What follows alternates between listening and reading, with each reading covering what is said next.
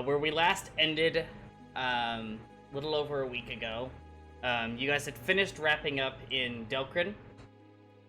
You guys spoke with the city and some of the different organizations within Delcrin to help with some of the repair effort for the city after solving the issue with the wild magic.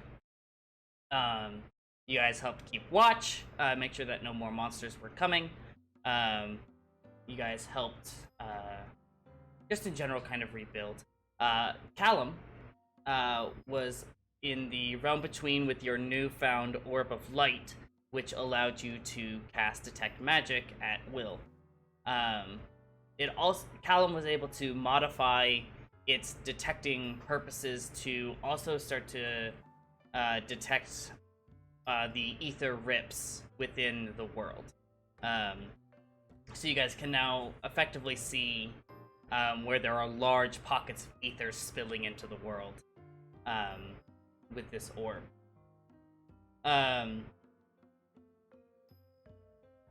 You guys all got paid.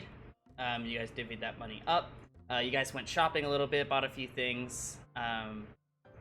Either new weapons or clogs or other various items.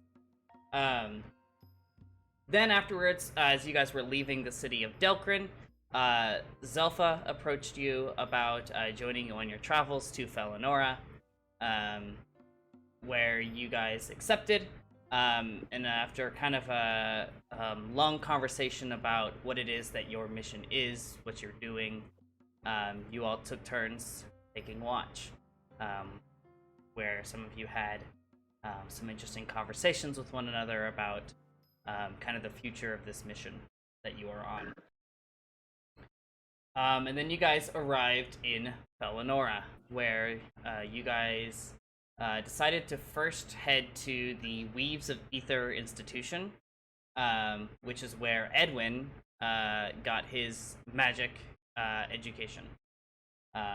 Being an alumni there, the students were kind of surprised to see a group of you. But then you guys eventually met with Trill Vadul, the half-elf woman, half-elf, half-orc, the current headmaster of the Weaves of Ether. And after speaking with her about why it is that you are there, she takes you up to her office to discuss further a plan for you guys to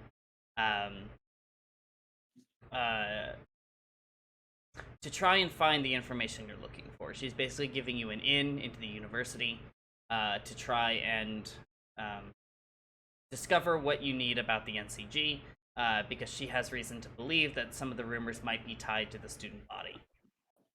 And then she snapped her fingers and gave you all a room within the center tower of the university, where she gives you guys a place to rest for the evening, as you guys decide how it is you want to go about finding this information. And that is where we had ended. All right. Well, we have a lot to figure out. Yeah. As you guys, in your own separate chambers, begin to wake up, Edwin, you hear a light tapping on your door. I go and open it. And as you open the door, you find Trill Vadul standing there holding a leather-bound scroll. And she says, you're awake. I hope you rested well, Edwin. I did. Good. I am pleased to hear that. I know you guys have a long day ahead of you. Before you guys go, if you would mind telling your compatriots to come back up to my office before we'll head out for the day, so we can be on the same page about what's going on. If you would mind doing that for me. I'm sure that won't be a problem. I will let the others know, and we will come see you as soon as we're ready. Thank you. Also, before you head up, I have this for you. And she hands you the leather-bound scroll.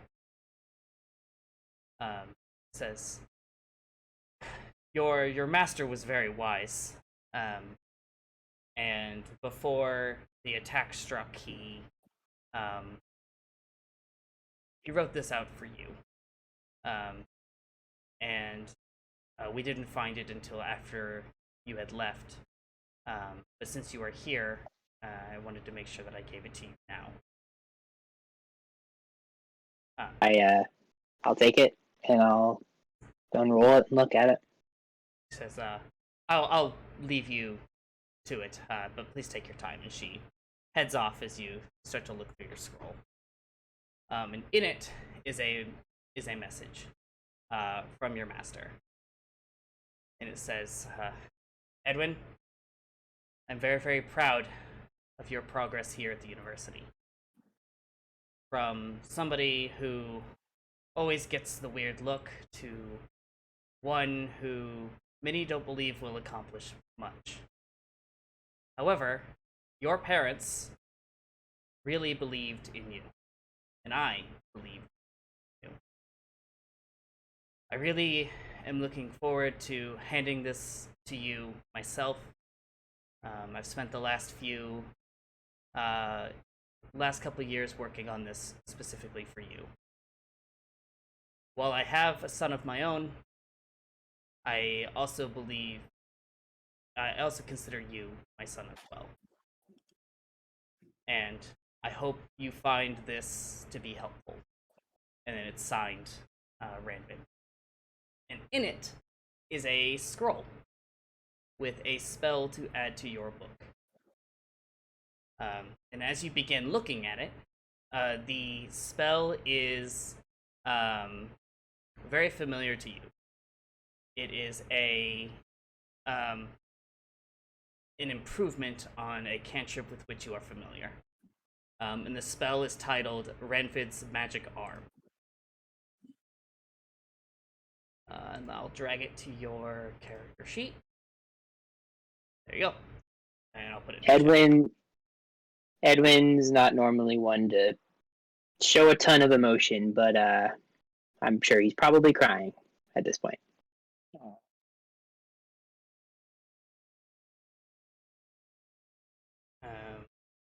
Yeah, it's in your spellbook with some. It's in under your innate spellcasting. It functions like a cantrip. Okay. And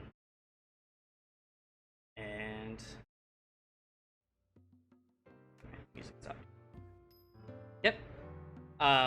Yeah. After that, after you kind of regain your composure,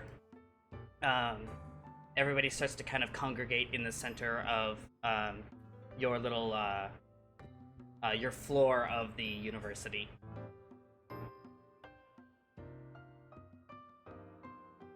Billy, can we, because we talked about in the chat about Callum crafting something for Althor the overnight. Is that something that we could roll for now? Yes, go ahead. Go ahead and roll me your Tinker's Tools. With what stat modifier? Go ahead and it'd be probably Intelligence.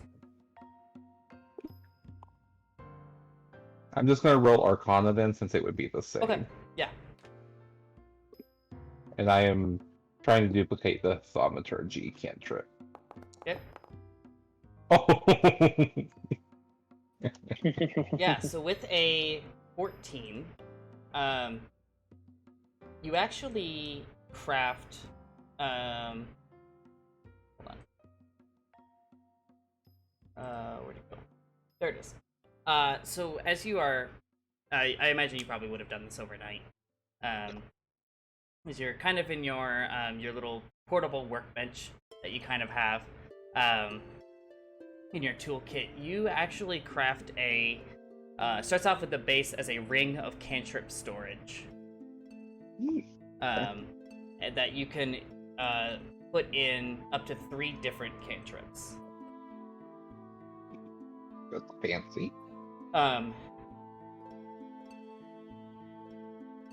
Do I still get these all? Do I still get all three of them with a 14? Yes. Okay. So I will put this in your inventory to give later. Oops. Should have done it. Yeah, it put it in the thing. Oh, hold on. Edit this. I see it. It is not 3 charges, it is 3. Or 5 charges, it is 3. Okay, question. Is that so it holds 3 charges or it can hold 3 separate cantrips? Both. Both, okay.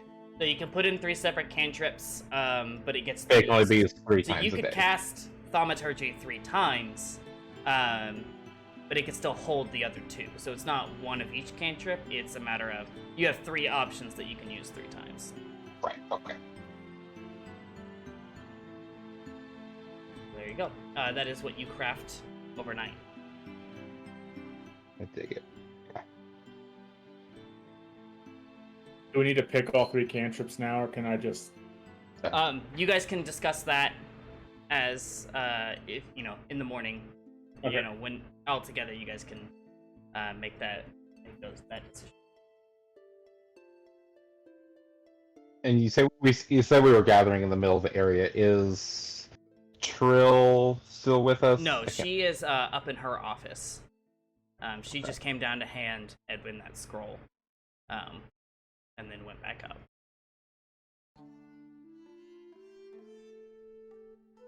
Well, I guess we should see about getting started with our assignments. I guess is what we're calling them. Yeah. Hmm. I know Lucico and Edwin you guys are going to be teachers, right? Apparently Correct. So. Okay. Before I forget, by the way, Trovadul visited me, and she would like for us to visit her before we disperse. How much do we trust Trill? Like, is she just a suspect as everyone else, or?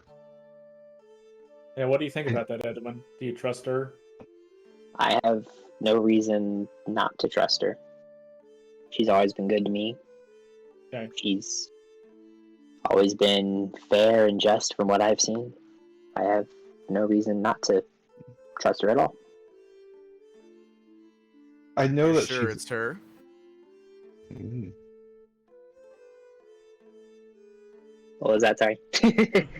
Are you sure that she is the same person that you knew before? Well, Edwin, if you would like, I will let you roll an insight check. Kind of recalling that memory. I will do that. Insight.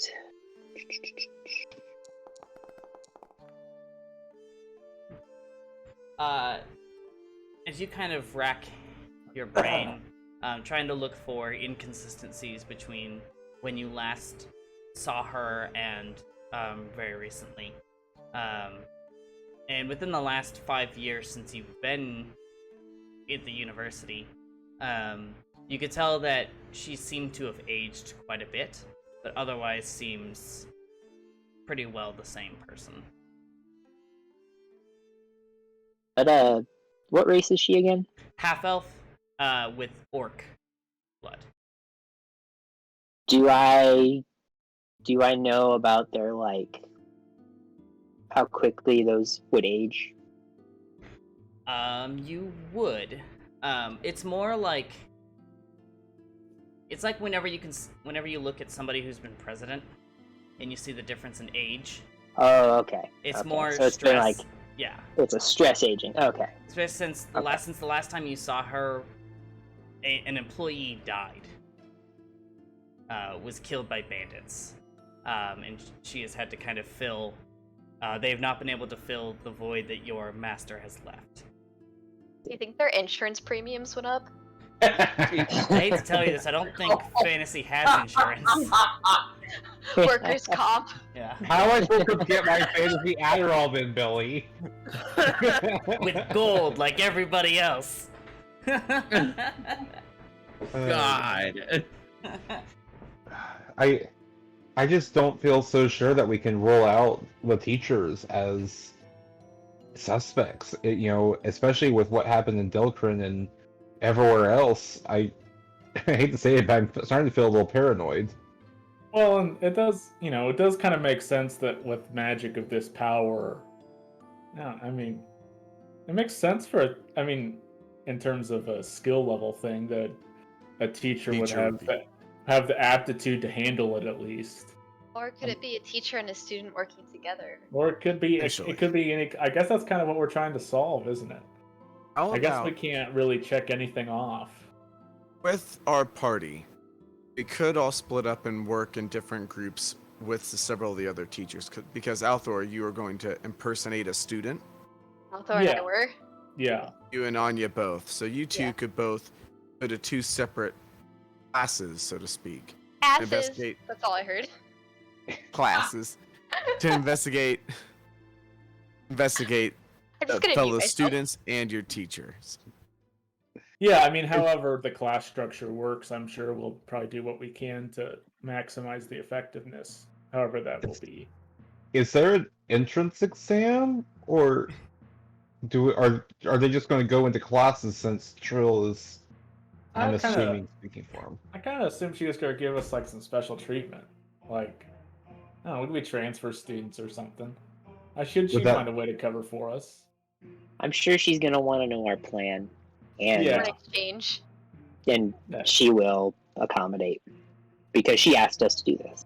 Yeah, I think she'll have us covered in that logistic sense at least. So I'm not personally worried about that going Well, undercover. at the very least, here's these, and I'll hand over the Ring of Cantrip storing to Althor. Cool. Okay. I'm gonna drag into your inventory, maybe, if it will let me do that. If it doesn't, you have to do it. I tried. I don't know if it's there or not. Okay. And I'm gonna say it has thaumaturgy. And Gus to be Mindy. one of them. I don't think any of us know. I would have to know the spell to put it in. Oh, then yeah, do that. Do whatever So, you want. and even then, I'm assuming like that I had assistance from our other casters with Yeah. this. Yeah. So- any Yeah. caster could put in any cantrip. Let me double check Anya's real quick before I. I'll put in I'm gonna say, thunderclap. If you want, I could assist with a minor illusion. Yeah, I'm thinking minor illusion, thaumaturgy, and mending. One from all of us. Nicole, Yeah, that's you're fine. muted if you were That's- talking. That should Who work. has thaumaturgy? I have Sacred Flame. If I you have want something thaumaturgy. that's like big fire. I don't think I need anything flashy. We'll Yeah, see you what got happens. illusion, thaumaturgy, But- and what was the third? Mending. Gust Uh, or mending? Does it have to be mending. a cantrip? Yes. Okay, I don't think mine are useful to him then. Unless it's guidance. I So does think that I- mean of the three, two of them are from me? Yes. Well, Lucas, I can cast guidance on you to help you roll. can't Yeah. I? Yeah. It's, Ooh. Yeah. I will Less- also take off. Yeah. Oh, sorry. I was gonna say it lasts 1 minute, so you would have to cast that before he needs it and not get caught doing it. Just be like, "What's up, bruh?" And don't It you? seems and like don't you're you, struggling a bit, you nerd. Here you go, a pat on the back and a guidance. and to you don't give you have a to touch him to D4? give him guidance? yeah. Yeah. Yeah, pat on the back. There you go. Done. I once played with a guy who his way of giving guidance was a smack on the ass. Hell Like a- yes. You know, the coach style, smack on the butt, have some guidance. Go get him. Good game. Good game. Excellent. The good old What? athletic slap. Yeah. Was I'm it also gonna- excellent? Take out a gauntlet, Excellent. and I'm going to put it like help Althor put it on. And just in case, I don't know how much help it would be. It's literally just point and shoot. You make. I had to simplify it so that I can make sure it would work while I'm not here. But you just essentially make There's no such thing as finger guns in this universe. If you hold your hand like this, it Hand will cross shoot that. out. Yes. No. Essentially, you just hold your hand like this, and it should fire directly ahead. It's going to be a little bit unruly because it's not meant to work like this, but What's it it's gonna shoot? eventual. Well, Whatever It- comes out. it's a little bit of magic energy. It's not anything too fancy. Okay. I guess the next thing though is how we're gonna try to get a lead because we really don't have any leads besides it's somebody here. Well, Well, we know we're looking for a book that might be in the possession of Yeah. a student. I don't student- even know if looking for the book is the best idea as much as looking for the person that could know where the book is or what. And this person would be a member of the New Creations Guild. So, Potentially. potentially, I would assume that it would most likely be a New Creations Guild member. Now, We're also. Go, sorry. what are some different symbols that a New Creations Guild member might recognize and show some reaction to that we could possibly use to ruse them out from a crowd of unsuspecting people? We don't even Um, know that the person who has this knows what they have. Yeah, that's kind of the problem. They could be an unwilling participant. Yeah. It's true. I mean, I know we mentioned this in the chat in a little bit of a meta sense. What about I got the idea of at least faking Callum being a magic item stealer? I think What do that, you that think? could work. I have some other stuff I would like to attempt to get done as well. I think I don't. yeah, I think that would be still doable because we would just lie and say it's you, and then we wouldn't even need you until if we even found someone that would be interested in meeting you. I could probably spend the better part of today working on something to do that. Then Yeah, or Well, I mean, What by we the time could do- we catch somebody, we could just be like, "Fuck you! There's no magic item. Get I've screwed." already started drawing blueprints in my book. Oh, okay, well then go ahead, go ahead, little Tinker Boy. I don't say that out loud. But like I'm like just hit those in my book, just like.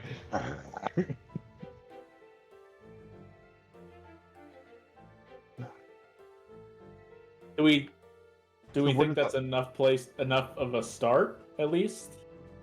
so What will the I'm rest a- of the group be doing? I'm a bit Yeah. worried because I just looked at my spell list and I don't think I have anything that actually works as a wizard. Does that matter? You don't Or have just to be a me wizard. learning? Okay, but at least if I Let can me do check out your magic. spell list. If you're looking on your spell list, so you see there's the column that says like what level this tab is, and then right next to it is spell school. Like if you're looking at the spell Bane, Oh, I see. yeah. So all Oh, magic, okay. yeah, all magic fits under these 8 schools. So So I could really do necromancy as my cantrips with Toll the Dead. Yeah. But Sacred Flame makes more sense to like show I can do something. right, so the just Okay. for everybody's sake to kind of, because the schools of magic in D&D are a little strange sometimes. So there's conjuration, which is summoning shit. Evocation is, in Skyrim terms, destruction magic. So your fires, your lightning bolts, your whatever. just like elemental shit. Yeah. Necromancy, raising the dead, things involving the dead. Life steal is kind of fits under that.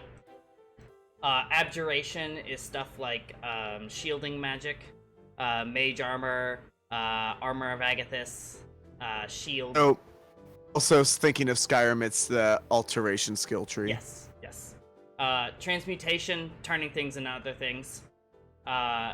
Divination, seeing the future, type of stuff, or future sight stuff like. I think guidance is actually divination. Yes, it is. So those kinds of things. Enchantment is charms in Harry Potter. Not Harry Potter. Forget what it is. It's kind of like magic of like the mind, where like you're manipulating like Yeah. different thoughts and things. people and- manipulation. It's Sylvie. yes. And then illusion is changing your image into other things. So, if that helps as you're kind of going through your spell lists.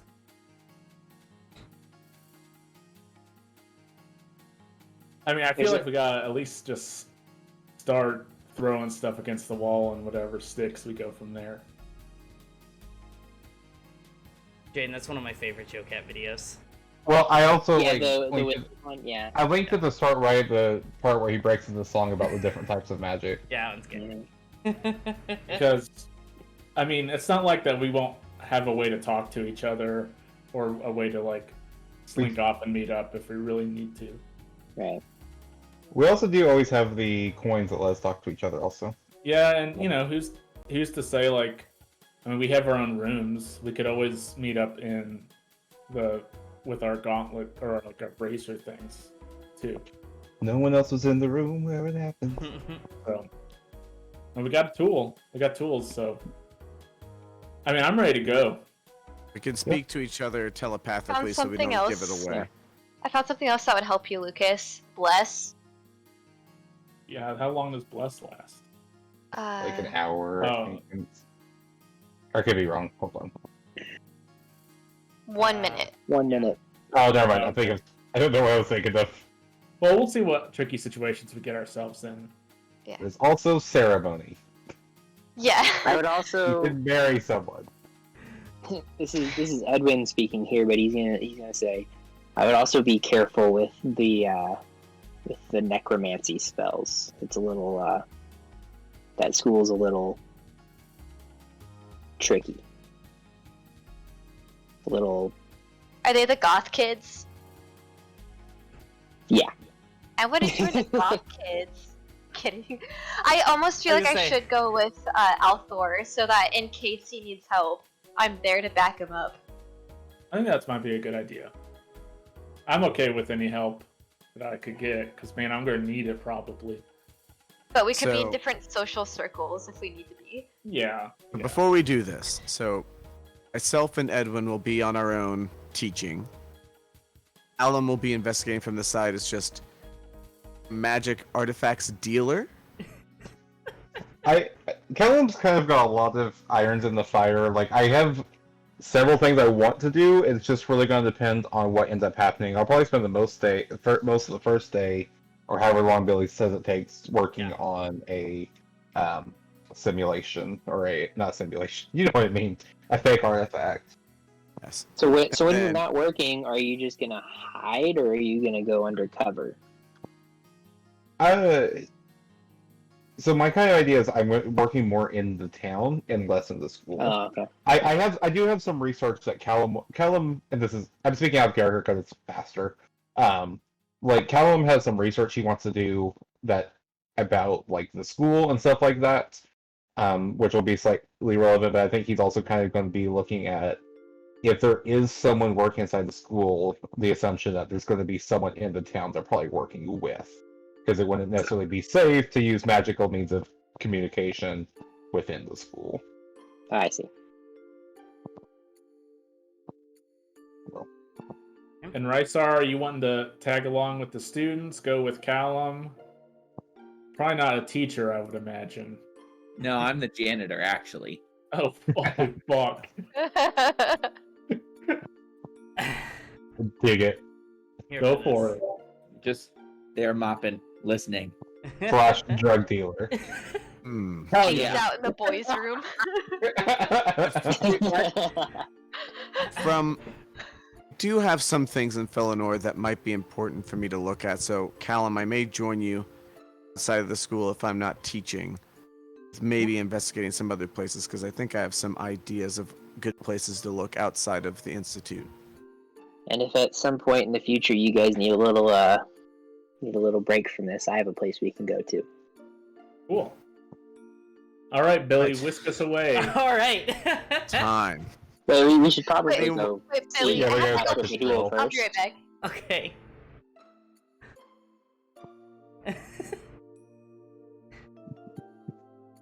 Oh man. Oh, by the way, before we started, I did have enough time to make a MCU list.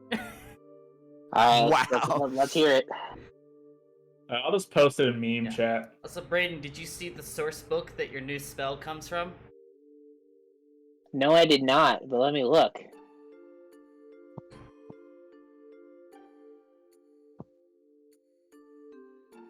Whenever you open it up, whoops.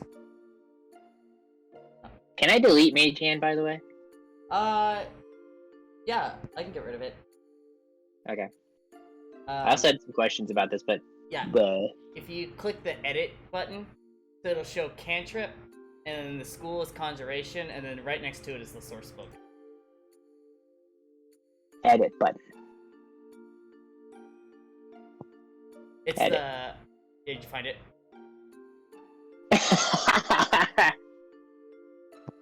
Comes from the UA called Billy's Book of Bullshit. Holy shit. I haven't seen that published recently. Was it It's a work in progress. I don't trust UA. Oh my god. So funny that we had that conversation. I was already doing this. Okay, Billy, so a few questions. Okay. So the arm works like Mage Hand in that I can, like, it doesn't have to be attached to Edwin, it can just go? Right. But it can also... The unique thing is that it can fill the Attached. spot of your arm. And it allows you to... It can allow you to use two-handed attacks. It can use magic devices. It just uses your skill checks. And then if you are making a strength check with the additional arm, it uses your strength.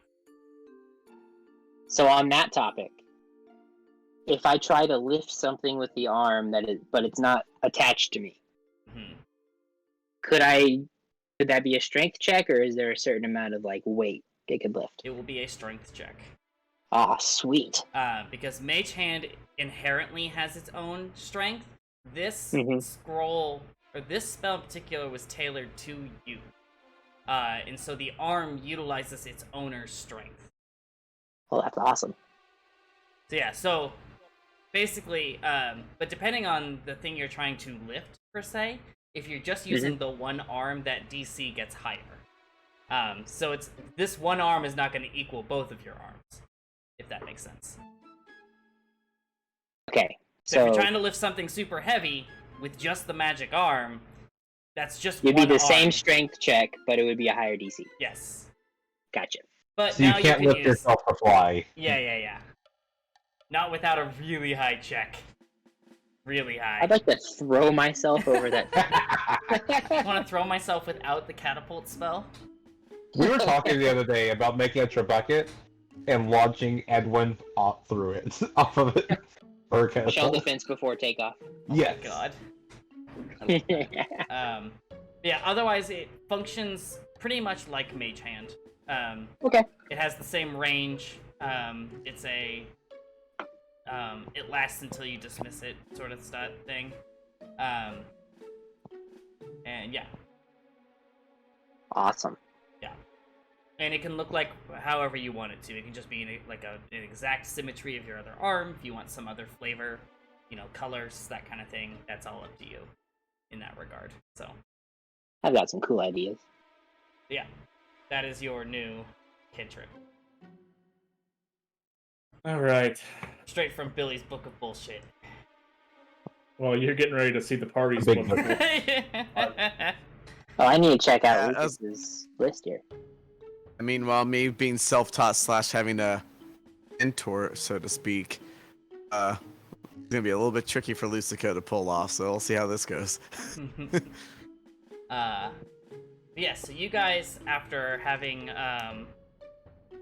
kind of had this discussion with yourself regarding how you plan to proceed moving forward, and you guys make your way up to Chilpadul's office, and she greets you. Says, good morning. I trust you all rested well. Yeah. Excellent. Edwin, did you get a chance to read your message this morning? I did, and thank you for giving this to me. Of course. She kind of gets lost, kind of spaced off for a second, thinking about something. and then quickly shakes her head and goes, yes, thank you once again for being willing to do this, and I hope that this is something that becomes mutually beneficial for the both of us. How noticeable was that spacing out? Very. Can I interrupt her? Sure. I'm going for it. Yeah, go for it. You got a lot on your mind, headmistress? Just...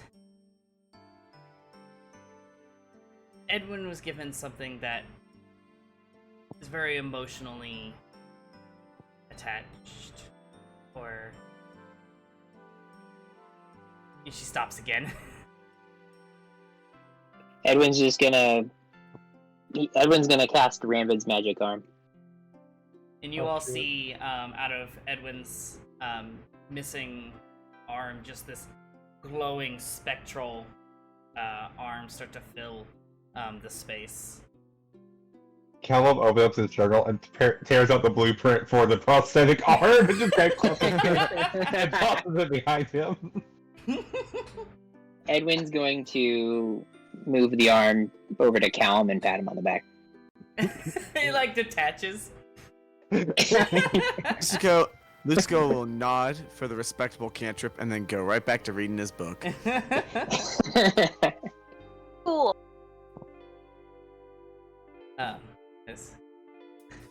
See, you've taken no time in mastering it. This was a spell devised by Edwin's master, Ranvid, the one who died in the attack on the university 5 years ago. He was a very great teacher at this university, and he is sorely missed. Well, I'm sure Edwin will be a worthy successor, at least in, continuing his legacy. I will try. Of course. We want him back when you're done with him, though. You don't get to keep him. It's all right. Now, the mission at hand.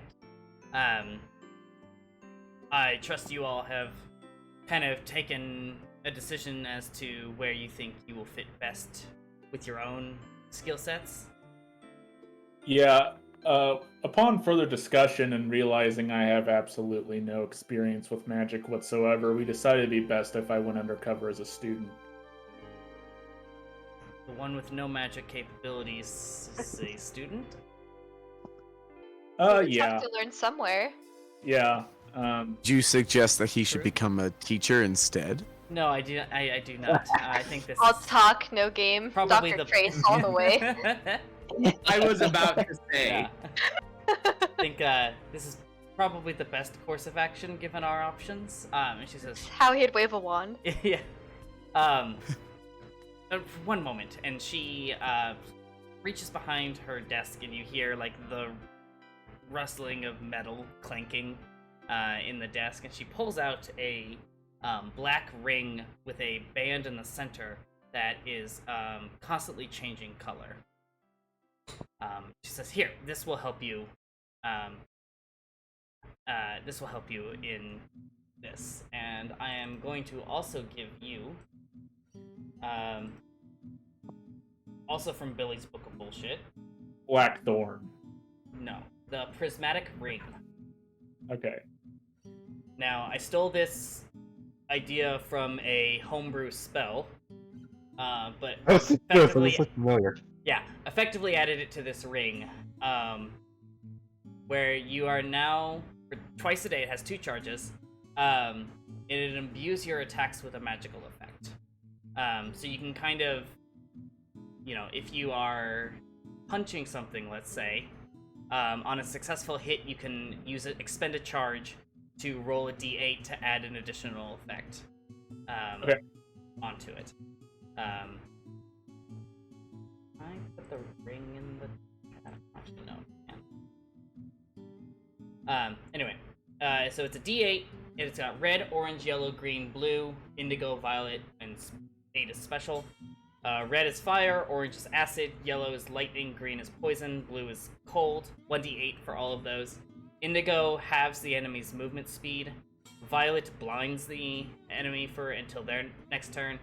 especially as you re-roll until you get 2 numbers that aren't 8, and you get both those effects. Cool.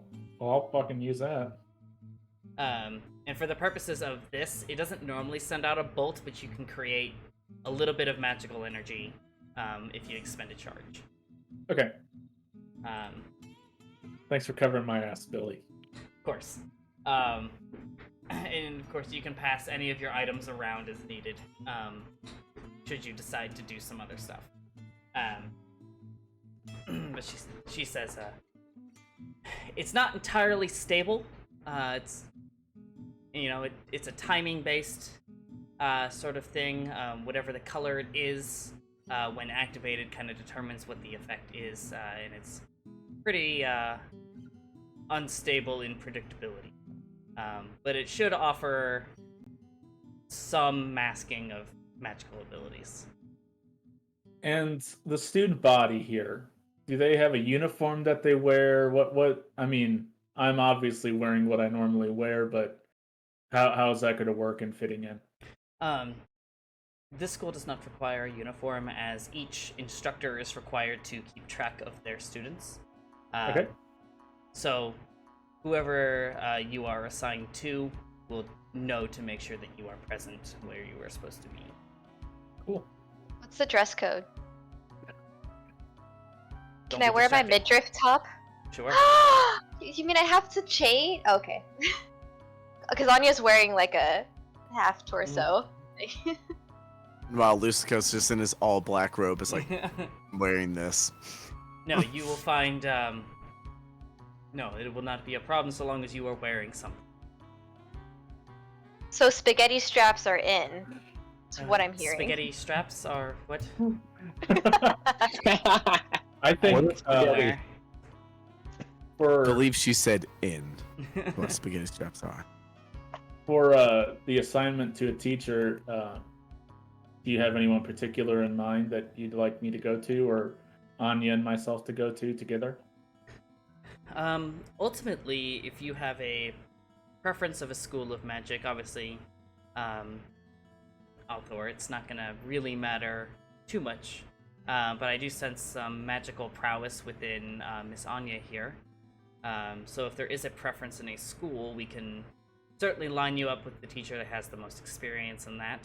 However, it's really your choice. We're going to be shuffling some groups around with our 2 new traveling teachers, so it won't be too big of a problem either way. Althor, how would you like to start with evocation?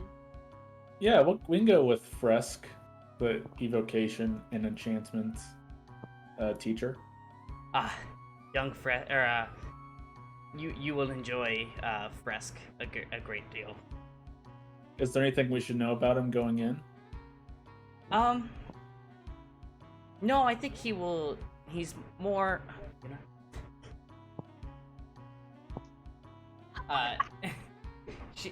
Fresk is your more, he's a bit energetic, so just so long as you can keep up that energy, he will not think twice about your presence. Sounds good. I think I'm all set with what I need to do. I'll let the others figure out what they need. 1 second, Althor. Should Yeah. we pretend that we know each other, or that we are coming in at the same time?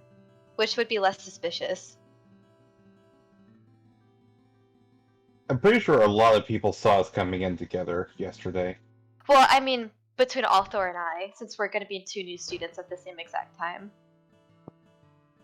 Yeah, I would say, how about we just say we are very distant colleagues. We know of each other, and that's probably about it. That seems Okay, relatively distant safe. colleague. That seems safe.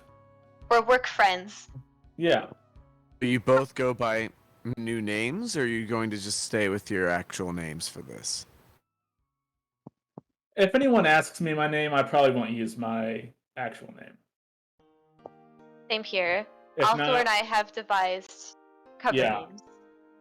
and if anyone When it asks, seems you lack this privilege, unfortunately, since everyone already knows you.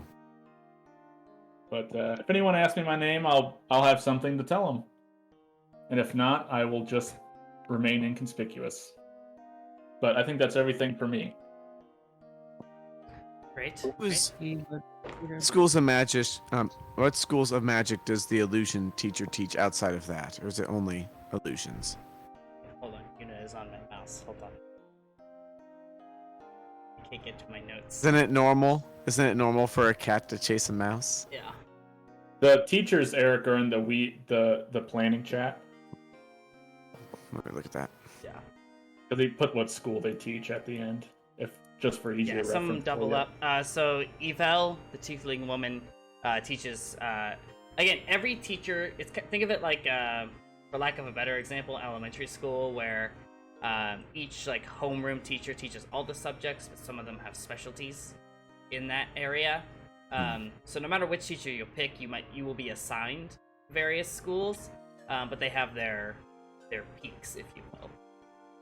In Evel, the tiefling woman is the illusion expert.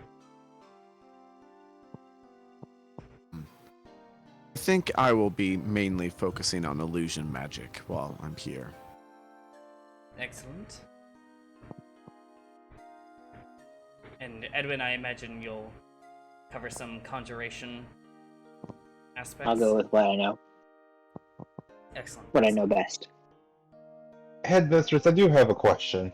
Yes, of course. And it's not necessarily in keeping with the current conversation, but this school, Mhm. you had mentioned that it is built to hold ether. Is it something is it the materials, or is it some other functioning that does that? I wish I understood it, but it was shortly enough before my time here at the university. And most of the original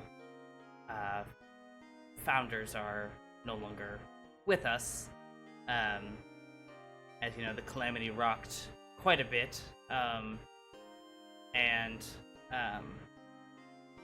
this university was built after it, but I mean, 500 years is quite a long time, even for those of us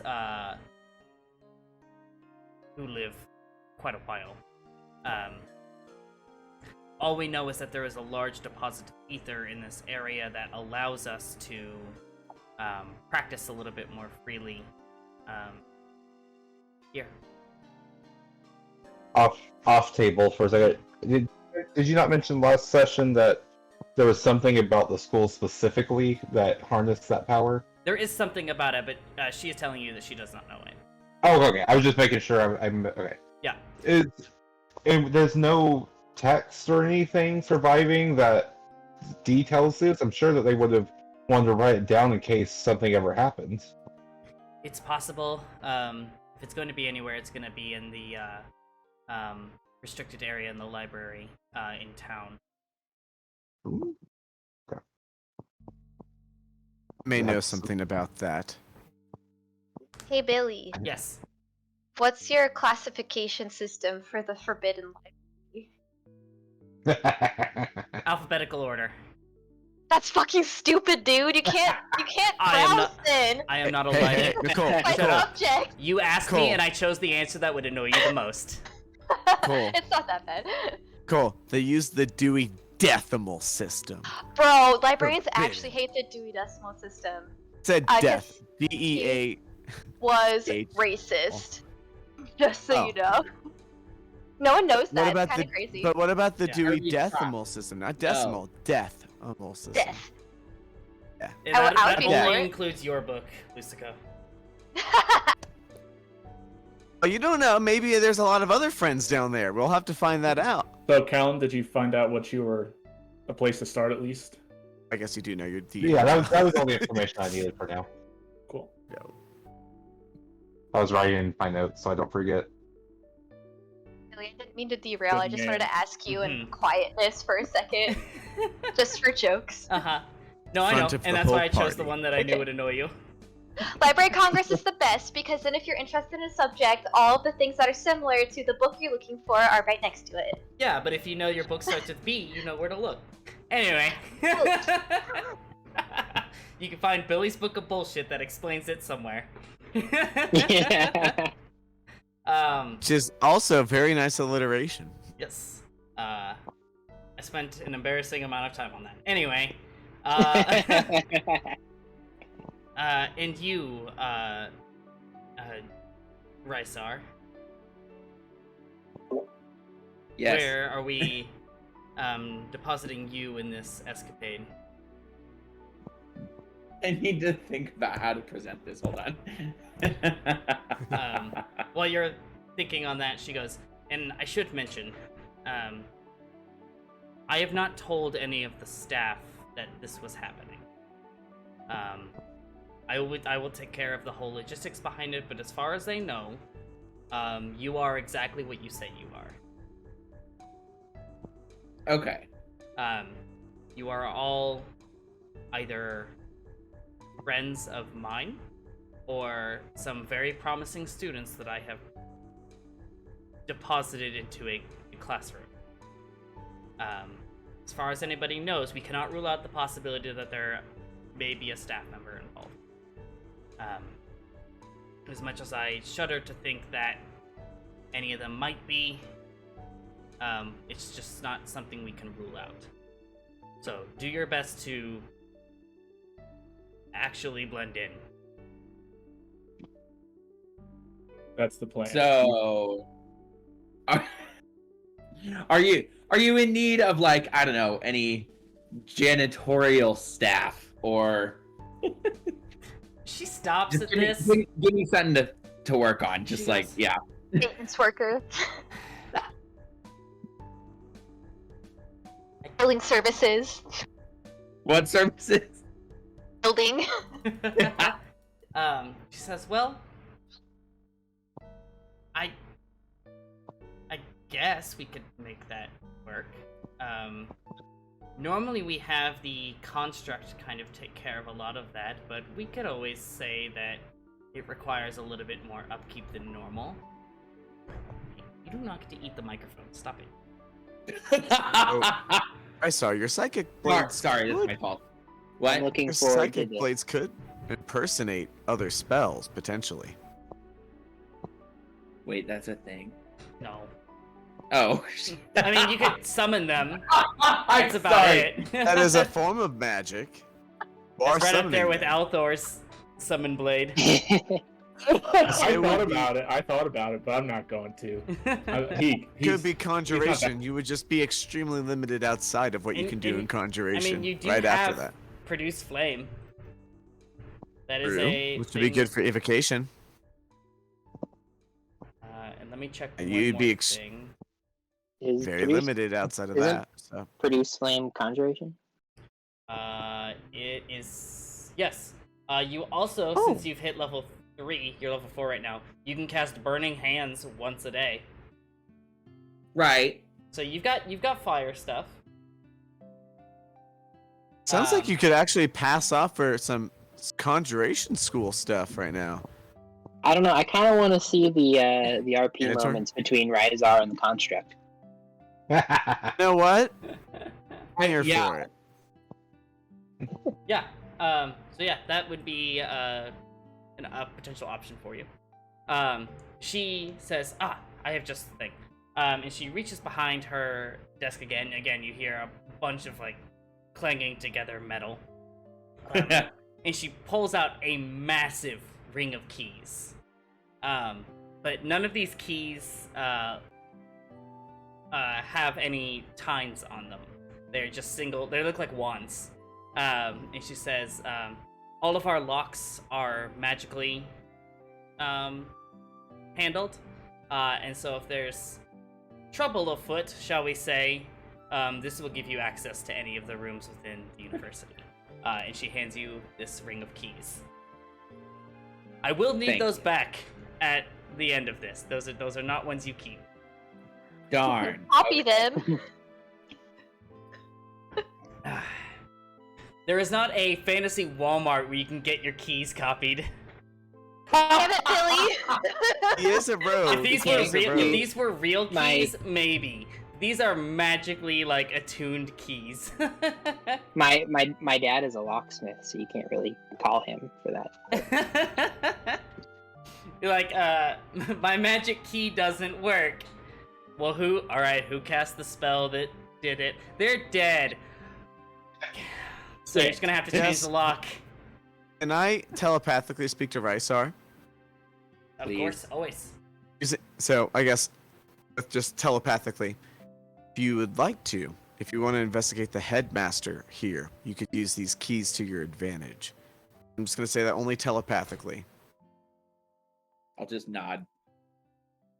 He's just nodding like, yeah, yeah. No, it was just quiet, but like, yeah, I got I'm these keys. I'm just excited to be a janitor. Right side of the Billy? JRPG Billy? protagonist. Ollie, what are you up to? What Oh, God. schemes are you doing? What are you doing, bud? Good question. I don't know. What am I doing? I don't know. What I are you don't know. doing? It's Rush. Inside check. And break. Inside check the DM. Can I inside check? Rysar Rod? just nods out of nowhere. No, No. I'm excited. That was a 21 for you know, just say it. All right, is the chaos going to begin? Yeah. Have I we think it's covered time to everything? rip off. I think it's Rip time off to the rip big- off the bandage and just embrace the chaos now, See huh? what's going to happen? That chaos This reigns. is not gonna work. Isn't that part of the New Creation Guild's motto? Hey. Natural order being Hey, chaos. you. The New Creations me. Guild are followers of the Traveler. You Jaden's the spraying only her, one that Billy? Yes. Okay. gets that. She does not give a Well. shit most of the time. There's order and chaos. Did she according get the to them. Glock? Yup. Chaos crew. Good luck. Magnum It's the Glock. Glock. But yes, okay. Let's begin. All right, restarting. Yeah, so we're gonna start just because it's likely the simplest. Callum, we're gonna start with you. So what trinkets are you looking to make here? So I have two that I want to see if I can. I want to for sure make today, Mhm. and then one if I have the time. Okay. So the first one I want to make is actually it's like a set of them. Okay. And like a locket necklace, hmm followed with kind of like matching arm bracers, like Okay. bangles. Yeah, it would yeah. be. Okay. Let's start with a. Do you have like forging tools? I have armor. I have smithing tools. Okay, so let's start with your smithing, and let's see how well you create these. Okay. With what mod? Dex or ints or strength? Your or- pick. Your pick. Okay. I'll just go ahead and roll Arcana again. Okay, Oh, a 16 is 16. What are you making these out of? What metals are available to me in town? You would be able to have access to basically bronze and silver would be your cheapest. There is gold available, but it is quite a bit more expensive. This would be silver. Yep. And I won't worry about it. It's not going to cost you that much. But I would have made you pay if it was gold. But silver is whatever. So you make these. So these bracers and your locket here. With a 16, the bracers come out perfect. They look really, really nice.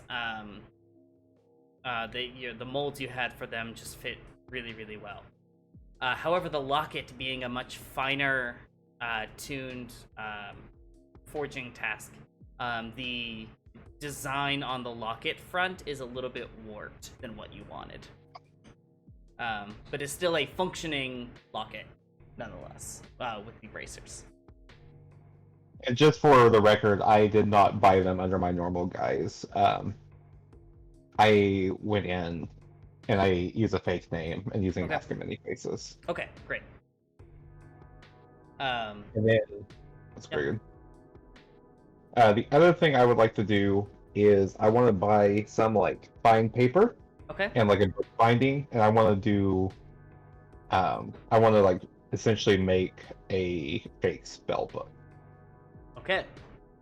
Go ahead and roll me another Arcana, since this is, but go ahead and roll it with advantage, since you kind of have a better idea on how these function and look. I'm also proficient in the forgery kits, so that helps. Perfect. Too. Yeah. Ooh, look at that. Oh 24. yeah. Okay. What is on this spellbook? What does it look like? Paint me a picture. So it's going to be it's a dark brown book with like gold leaf lettering on it, and the actual outside of it doesn't have any words on it. And so there'll be nothing on the spine of the book, and then the front of it is going to be this really like kind of intricate gold leaf patterns, kind of similar to what you see on Callum's armor itself. That facilitates the what's what I'm looking for. You do it with electricity. You talk about electricity conducts the ether. Yeah. But it's intentionally nondescript, so it doesn't betray what's inside. Okay. Great. Yeah, you very successfully it's almost convincing enough that if you swapped the paper out with like scroll paper, it very well could be a working functional spellbook. It is that high quality of a leather-bound job. But yes, it totally passes as a spellbook. I would also say that the inside is also like it's written all in Gnomish, but it's all gibberish. So so in passing, it looks like there's actually things written in it, but it actually has nothing of substance in it. Okay, great. And then are you doing anything with your matching bracer and locket, or is that? No, those are pretty nondescript in the sense like there's nothing like fancy about them. They're just pretty other than like the design that I kind of screwed up on the locket itself. They don't have anything that's different about them. Okay, great. That is going to take you a majority of the day to get done. Okay. You will likely have some time in the evening, and we'll come back to you depending on how long everyone else's goes, and make our decision from there as to how you handle things from there. Edwin, let's start with you, or move on to you. So, after you kind of have your briefing, you have a scroll that kind of details where you should kind of go to kind of lead your class, if you will. And you are given the conjuration wing to kind of do your master class, if you will.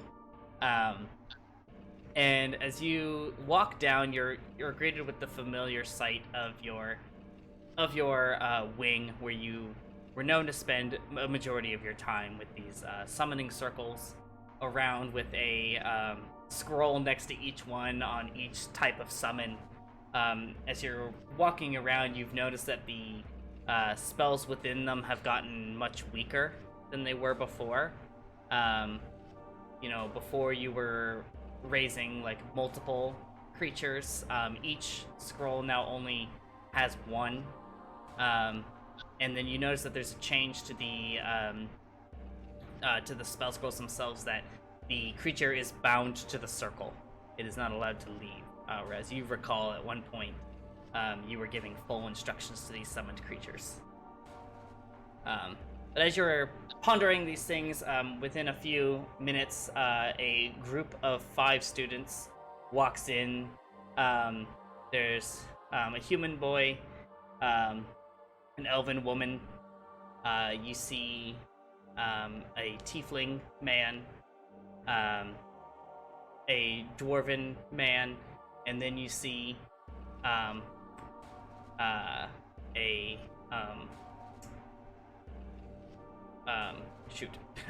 goblin, actually, kind of creep into it out of the back, and they all sit down and take a seat in front of you at these kind of chairs that are kind of scattered around the conjuration wing.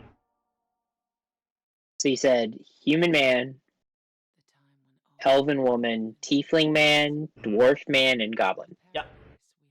Okay. And I yeah, go ahead. No, go ahead. Go ahead. I just I say, hello everyone. I know most of you know me already, but my name is Edwin, and I once walked these halls just like you, and your Grandmaster Vadul has asked me to step in for a little while and teach you guys some of the things that I know. Roll me a perception check. Perception.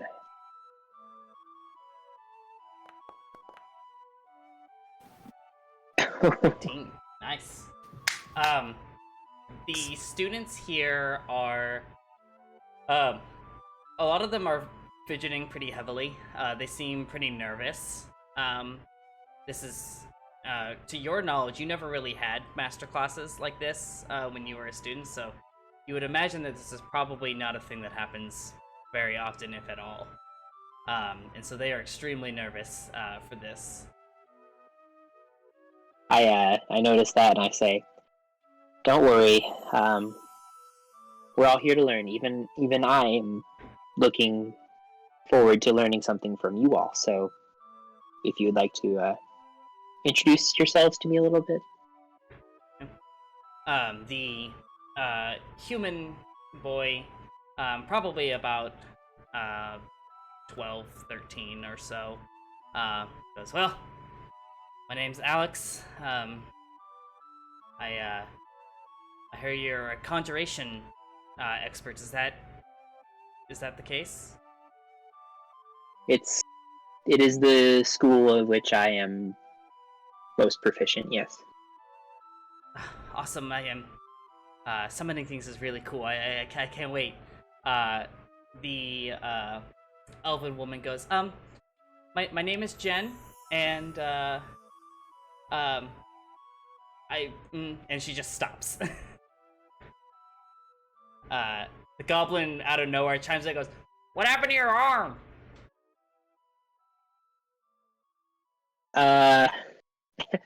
Edwin just kind of smiles. Yeah, and after And- at that you see the dwarf like smack him. Like, hey, stop. Edwin It's rude. lets out a little chuckle, and he goes back to Jen and he says, So what school of magic most interests you?" I really, well, it's a little embarrassing, but I find necromancy to be very intriguing. I think it gets a bad rap, and I don't know. I like to think there's some good in it. I've known some great necromancers in my time, and there are respectable aspects of the school, so don't worry. And the the goblin at this point is just like, he's like rubbing his arm, and he's like, it hurt a lot. Why is it rude? And the dwarf is like, look, not everybody loses their arm. It feels bad, okay? Edwin hears this, and he's going to turn and said, "I didn't lose my arm. It wasn't painful. I was just born without it."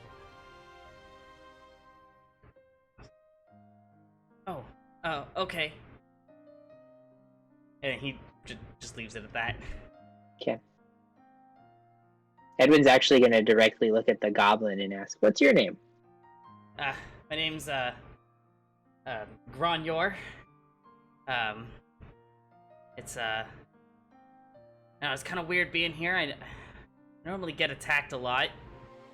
But, we're not all terrible. My cousin was a dungeon goblin, but I was raised in the city. Insight check. Go ahead.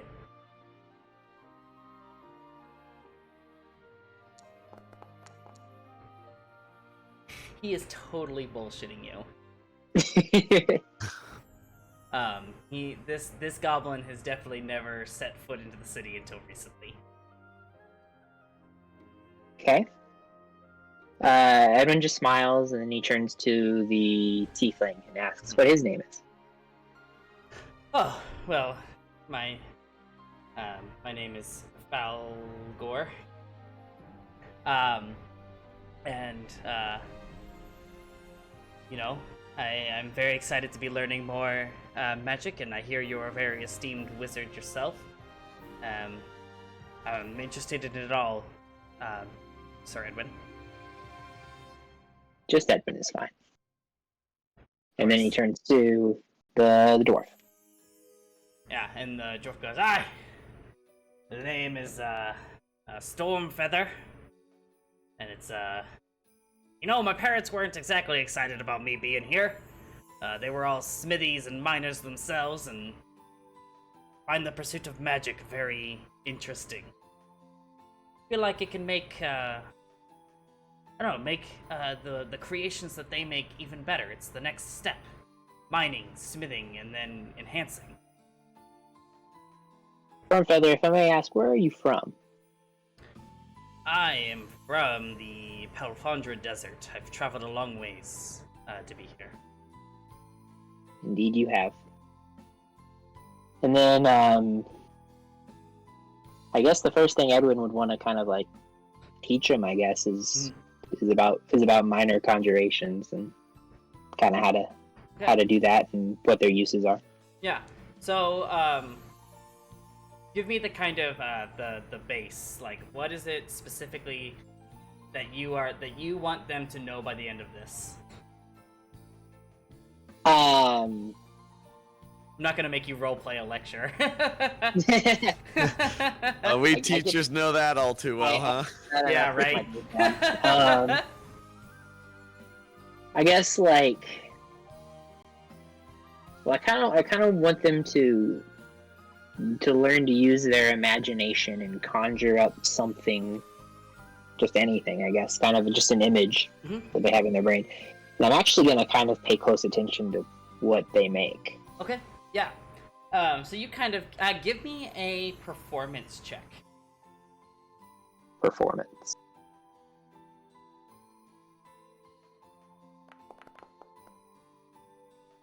Okay. So as you kind of give this lecture, you notice that the tiefling and the elf and the human, they all are very enamored with your lecture. They have not moved. They are feverishly taking notes, and are making sure they get every last detail. The dwarf and the goblin are very clearly not paying as much attention as you probably would like, and they see their friends scribbling notes, and as you walk around, you see that they're just drawing pictures. But you, once you get to like the end of this lecture about, you know, how you conjure things from your mind, and it requires that little bit of imagination to create the thing that you want in your image.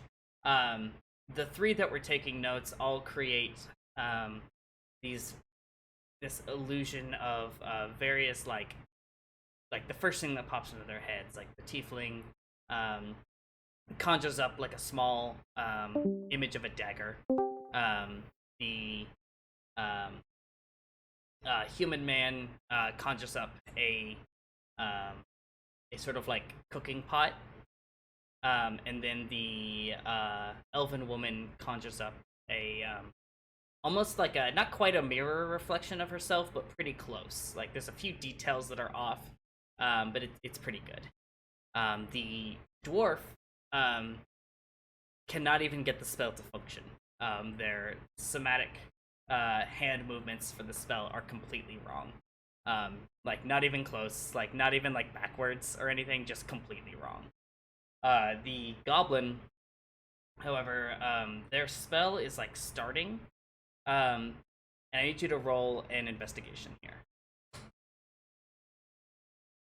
Investigation. Okay, well, as you are watching the goblin start to try some of these spells, you notice that the spell almost gets there, and then it sort of like fizzles out. It fizzles out as in like they aren't capable of making it continue, or it fizzles out as in like something's interfering. Something is wrong with the spell, but you can't quite place a finger on what is wrong. It seems like the motions are good, but it just doesn't seem like they can quite conjure anything. Like, it fizzles into nothingness. I see.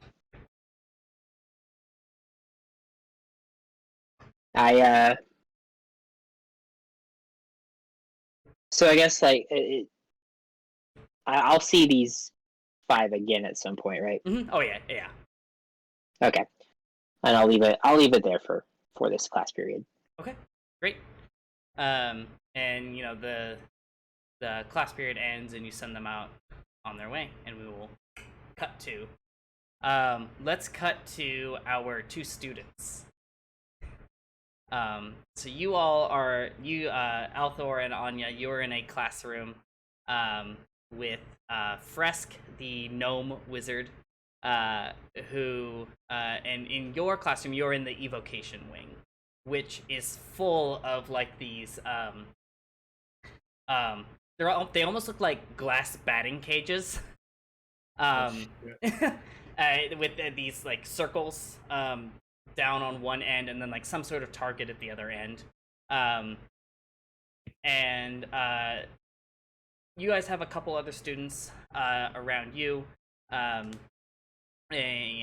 human man, like he's probably in his mid-30s, practicing magic. There's a half-elf, half-elf woman, and then a halfling woman as well.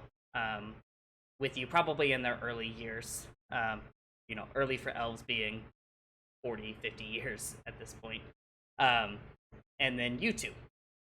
And Fresk gets up in front of the class and he goes, "All right, everybody, listen up."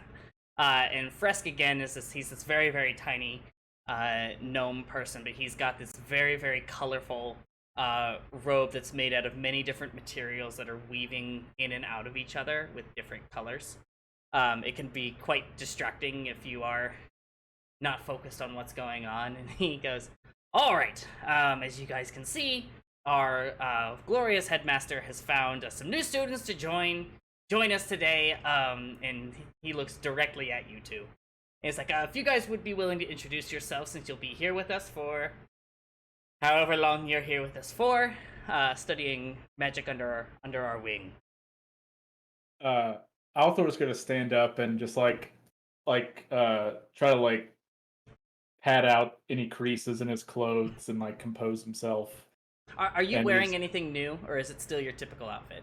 I think it's just my typical outfit. Okay, I think. all right. They said that we didn't need to. Right. I wasn't gonna change. And he's gonna look around the room for a moment, let the moment, rise. Mm-hmm.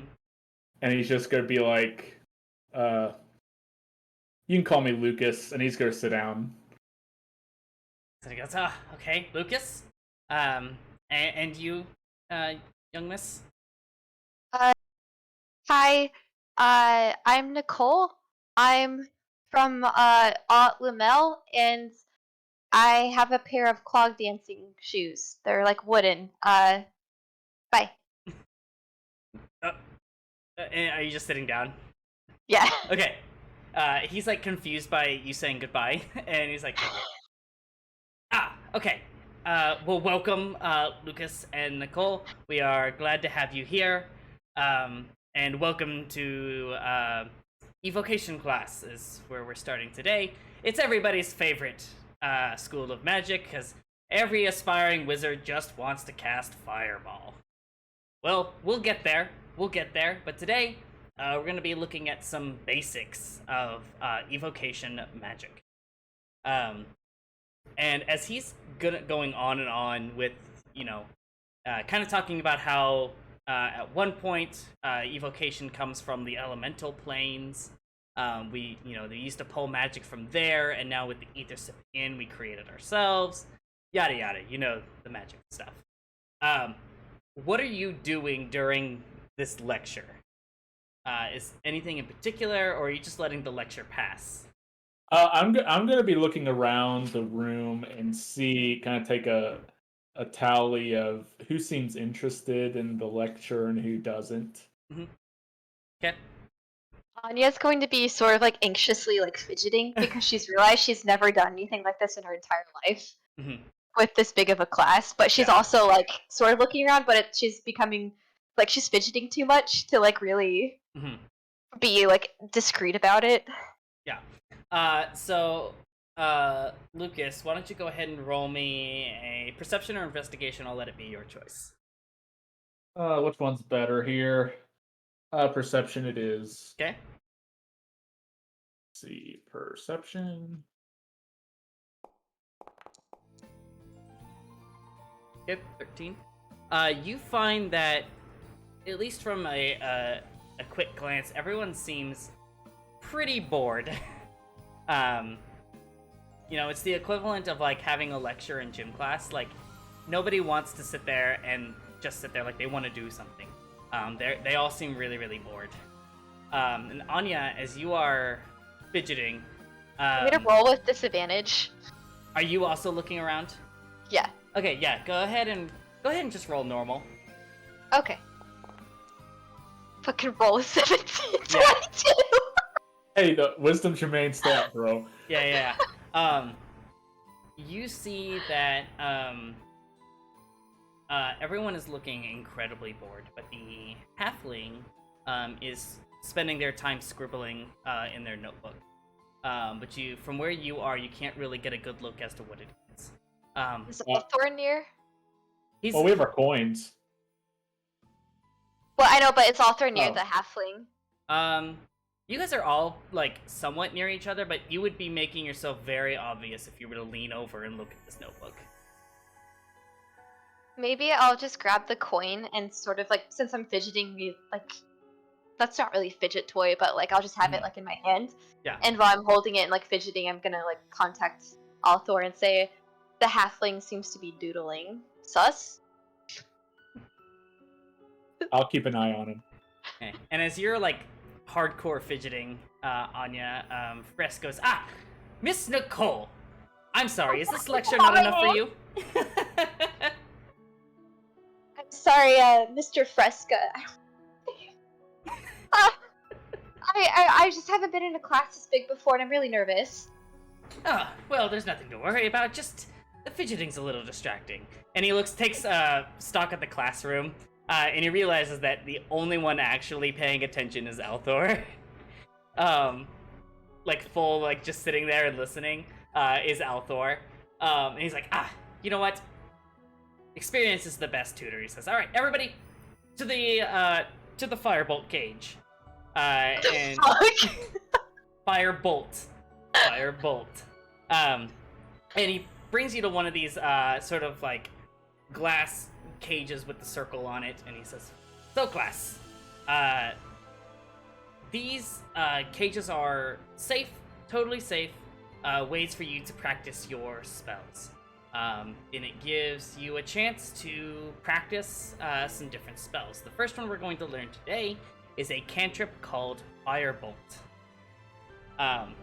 And you can see that the other students' faces start to light up as they're like, "Oh yes, we get to just dive right into some magic."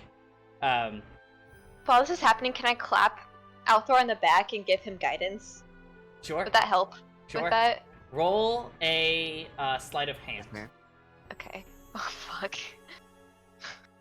that deck stat at work. Oh yeah. Not bad. Not awful.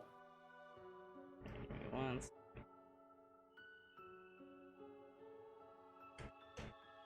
Oh no.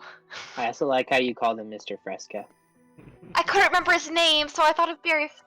Barry. Go. We all think of Barry Of course. Fresca in our times of need. Yes. What are you rolling, Billy? It's That's a actually, good question, isn't it? He's rolling to see if anyone notices you. What?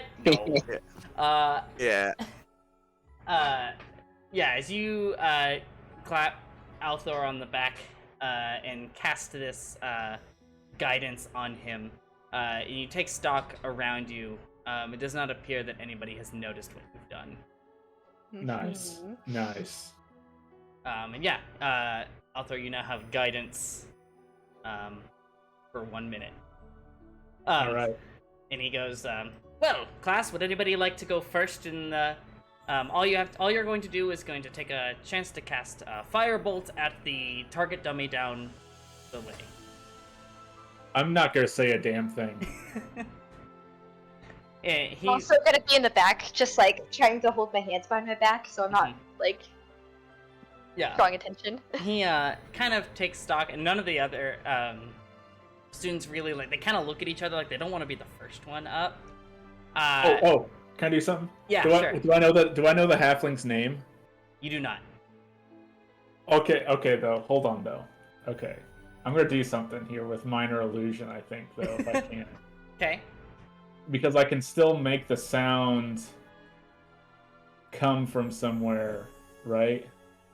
Yeah. Well, I don't know his voice, so it wouldn't work. Never mind. I don't think it'd work how I wanted it to. If I knew his voice, I could try to mimic that. But... Yeah. You could make a whisper behind him and draw the teacher's attention over there to start. Then I'll see what plays out here. It just popped into my head that I was gonna do it. He goes, well, Mr. Cole, you look like you were pretty anxious to get some magic in. Why don't you come on up and give it a go? Okay. And while she's like moving up to the front, I'm gonna try to just like shuffle over to the halfling. Right? Was it a halfling that said? Yeah, that was. Yeah. And I'm just gonna like whisper to him like, "This is pretty nerve-wracking, huh?" And just say that to him and see if he responds or anything like that. Hold on, I need to take some serious notes here. Let's see.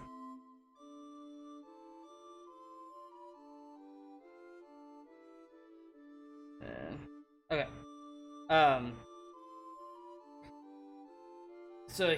So as Anya is walking up to the the firebolt cage, and you kind of scuffle back, and you mention this halfling. He goes, or she goes, it's a little nerve-wracking.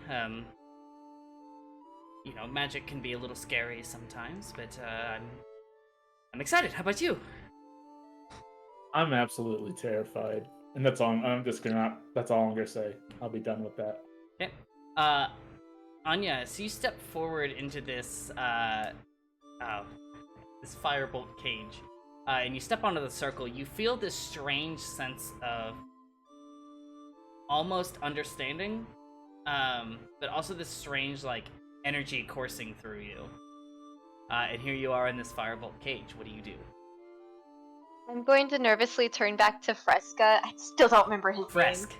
No A. Fresk. Okay.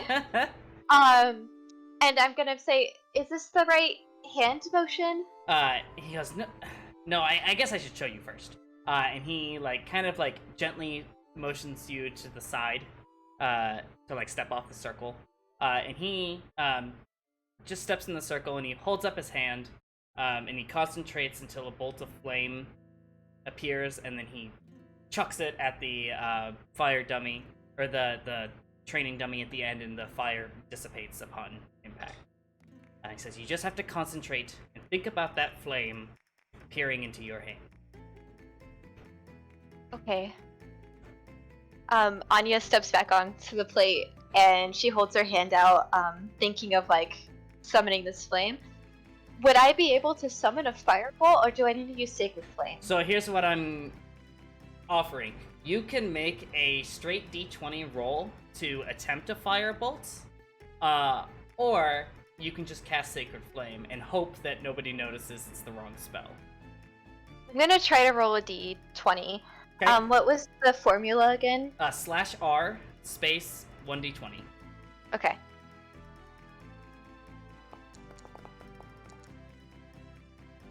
Okay. With a 10, you kind of try and mimic the moves of the that you were shown, And for you, this feels very similar to casting Sacred Flame. Except instead of this bright, radiant flame, it is an energy of pure flame. And when you chuck it across, it doesn't quite make it. It fizzles out about halfway down the training range. But Fresk is very impressed. He goes, "Oh, excellent, Miss Nicole. Excellent We work." chuck around, go like, yeah. All right. Who wants to give it a go? And the human woman goes, I'll go. And she walks up. And Your rolls are hidden, just so you know. yeah, I know. Okay. And you see her, and she preps this flame, and it spirals out of control. But before it could do anything more, it washes away. What a noob! I'm not actually gonna yell that. I'm gonna hug my coin out, so I'm gonna say it to Alter. Fresk goes, that is okay. Do not worry. This is what this training is for. If you guys have any free time in your evenings and would like to come down and practice, these are always here for you. But for now, let's go ahead and get everybody getting a chance to go. And the halfling goes, well, I'll go. And she steps up. And she actually opens up her book and looks at it and preps the spell and chucks it across, and it is a seamless firebolt, perfectly well crafted and emulated, and soars over to the end of the range. And Fresk goes, excellent. Now it is commonplace for us wizards to utilize a spell book. The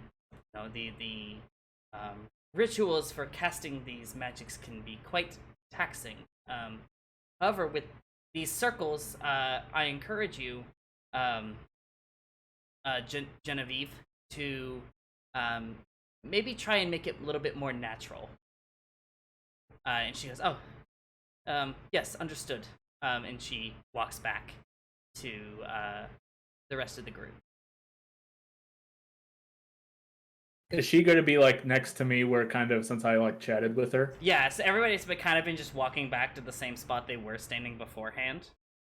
I'm going to lean down and be like, you'll have to show me how you do that sometime. It's just, listening to our professor. She gives you this kind of sassy retort. All right. I'll volunteer to go next. Okay. He goes, excellent, Lucas. Come on up. I forgot my name was Lucas. And I'm going to stand there and take a deep breath in and hold his hand out to take the flame, or try to take the flame, okay? Yeah. And I guess I'll use the prismatic ring or whatever. Yeah, so go ahead and roll me a straight d20 first, and then a d8. Okay. D20 first. I'll just roll one here, because it might be. Okay. 16. Okay. And then D8. Uh-huh. 6. Okay. Believe that's indigo. Yes, that is indigo. Which Target has movement speed reduced by half. Okay. So as you step onto this circle and you feel this energy coursing through you, it's different than anything else you've experienced before. Even different from pulling your sword out of the ether itself. And when you start this flame, it starts off in this deep red flame, but as you toss it, it starts to shift color to this indigo as it plows into the target dummy on the other end. As soon as it hits, I'm going to go exactly as intended. Out loud? Out loud. Roll a deception. Fuck. Okay. Alright. 4. I'll let you roll it at advantage. Oh shit! I'll take that then. Yeah, I'm gonna take that. That's a 19. That's fucking 19. Fresk kind of looks at you with a quizzical look, but the rest of your students, your colleagues here, are fucking impressed. They're like, and the halfling Genevieve is like, as you start to walk back, she goes, "Oh, Lucas, how did you do that? I've never seen it change color like that. That was Firebolt, right?" I mean, it was my own little spin on it, but yeah. And she opens up her book and starts furiously scribbling down in it. Oh, and I'm gonna say, if you ever want some private tutoring sometime, just let me know. I don't, and I mean that in like a uppity, like student kind of way. Yeah, like, yeah. I'm fucking better than you, idiot. Oh. Nice rolls. She regards you as if you are being very sincere here, and she goes, Awesome. "Oh, that would be amazing. Thank you so much. I would love to know how to do that." She wants the D. I'm gonna tell you this, Althor. What's I'm that pretty sure. divination? I'm pretty sure Althor doesn't fuck. So I'm pretty sure. So Can you clarify that point? Is it because heroes don't do that? I think it's because he's lived in a broom closet his whole life, and He's fucking Harry Potter. yeah, he's What are just, you Stop doing with fucking those Harry brooms? Potter. he's, Four brooms. he's like, Good. I know how to punch, I know how to sword, I know how to firebolt. That's all I know how to do. So You're halfway there already, buddy. it's more like he's just incredibly naive. Yeah. And violence is his mistress. Yeah. Violence is his language. This is love language. And the half elf comes up, and her firebolt is like, okay, it's pretty standard fare, no bells or whistles. And Fresk goes, well, quite an impressive showing, but no matter how well or how poorly you do, practice is always key. So if you want to be good at magic, you need to practice magic.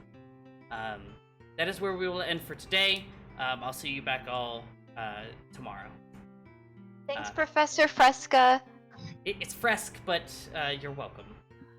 Oh.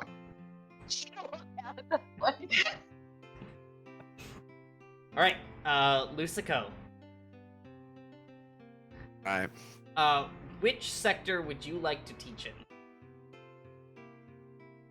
Let's do some illusions. Okay. So you find yourself in the illusion sector, and this room is this one has a lot of different pedestals of various items across it. Some of them have like vases with different designs on them, and a circle next to it for you to perform some illusions on them. There's a sort of like a what are those things called? The cones you scream into. Fairy phone. Yeah, there's like some of those like fantasy versions for like sound-based magic, illusion magics, and there's even some with like there's even like an obstacle course of some sort with some like moving spotlights and stuff,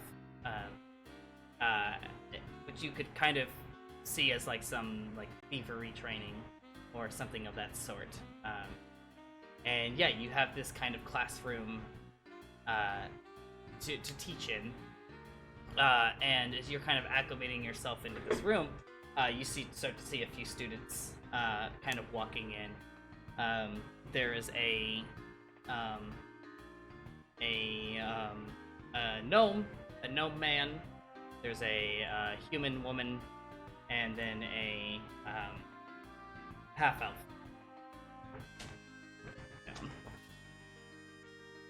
No man. Human, And woman. gnome, and half elf.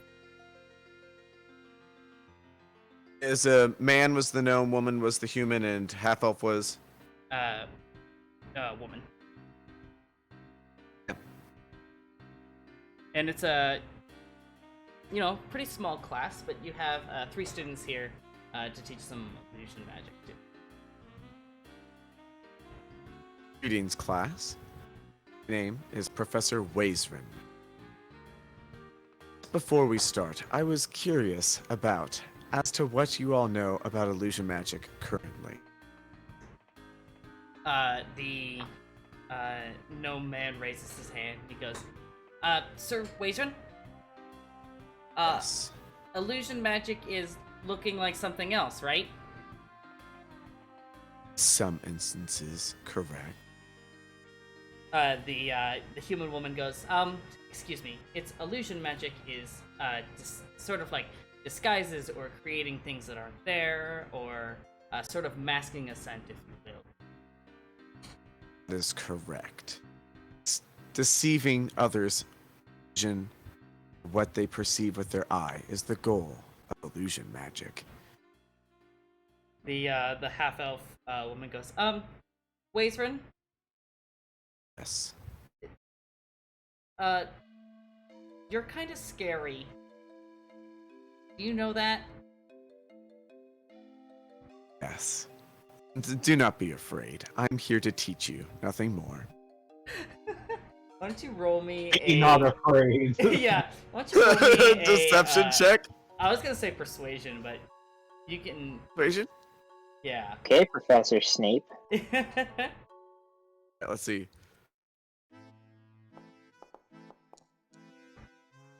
Okay. The student body here, these 3 students, are not scared of you. They are still scared of you. But they are more willing to, like, listen and, like, give you a shot. Excellent.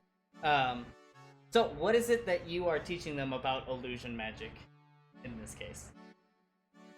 My goal with illusion magic is for them to divert the attention whenever they encounter harm, then can protect themselves from actually being directly harmed. So tricking their opponents in combat and or out in the wild. Okay. Are you teaching them...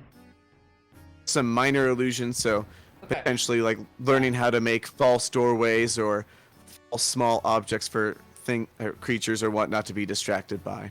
Okay.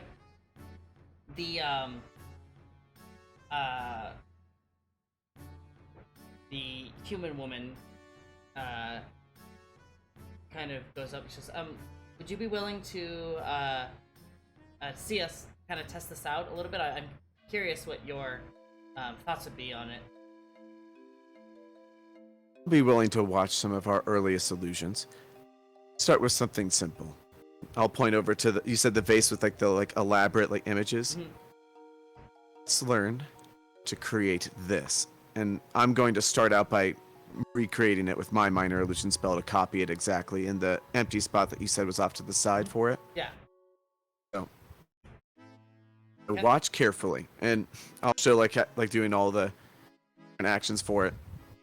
It's your turn. Let's see what sort of vases we can create here. Okay. The human woman goes up, and she's like, for lack of a better example, she's the Hermione of the group. She kind of gets up and goes, I got this. And she stands on the circle and starts to wave her arms, mimicking you, and recreates this vase. Well, go ahead and roll me an investigation. Let's see how well you discern through their illusion. And I'll let you do it with advantage.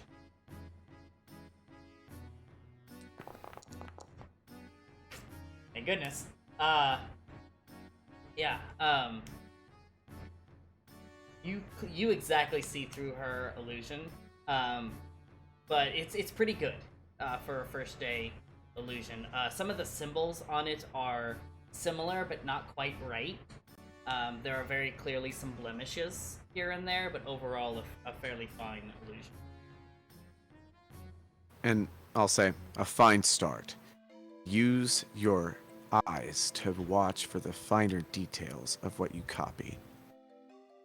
and she looks very upset. Okay, and she like not stomps off, but very defeated walks back to the group. And the other two kind of snicker under their breath. And the gnome man goes, "Oh, I'll give it a shot." Okay, I give a fine. glare over at them as they snicker to get that to just Yeah. just silently stare at them. And they immediately shape up. And the gnome man thinks you're looking at him and telling him to go. And so he bolts up and he runs over to the vase, and he very hastily casts this spell. And you are gonna go ahead and again roll with advantage on your investigation.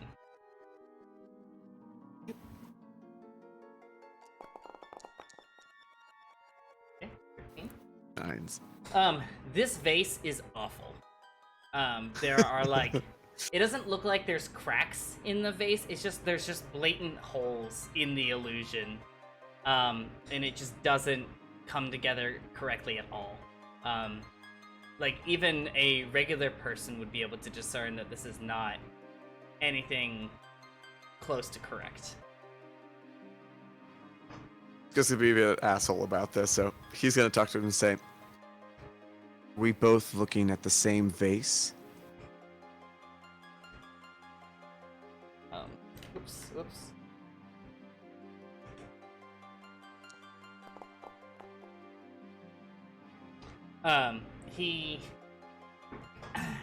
He looks at you terrified. But he goes, I guess not, sir. Wazerin. Sorry, I will practice. And he runs back to his group. For improvement.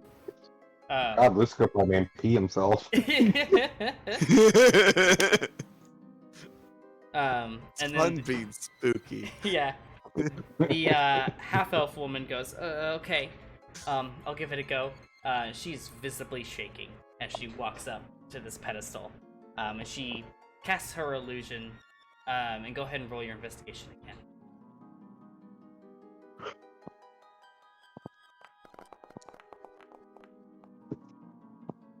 (21). The spell recreates almost perfectly. The illusion itself, the vase, the structure of the vase is exactly right. Even the coloration, it doesn't look like it's, that ethereal, magic-y kind of illusion. It's very realistic. But you notice that the spell had a weird hue to it when it was cast.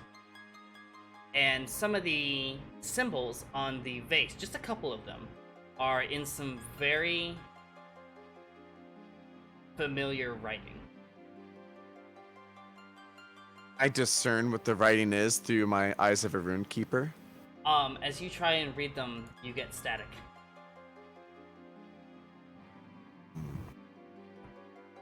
Right. I'll turn to her and say, "Very good. Proper nice order. Or illusion." Thank you, Wazerin. I will keep practicing, though. I know there are some things that can be fixed, but, thank you.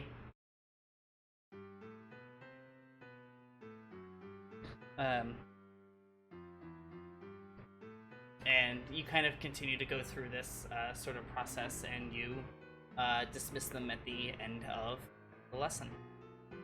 Rysar. Oh, go ahead. Sorry, go ahead. What do you have? Now, the last one, that was the human woman that did the Half-elf. weird... Half-elf, okay. Yep. So before she leaves for the others, I want to use thaumaturgy to change my eye coloration, with one being purple and one being green for just a moment so she can see that, and I'll go Okay. back to normal. Okay.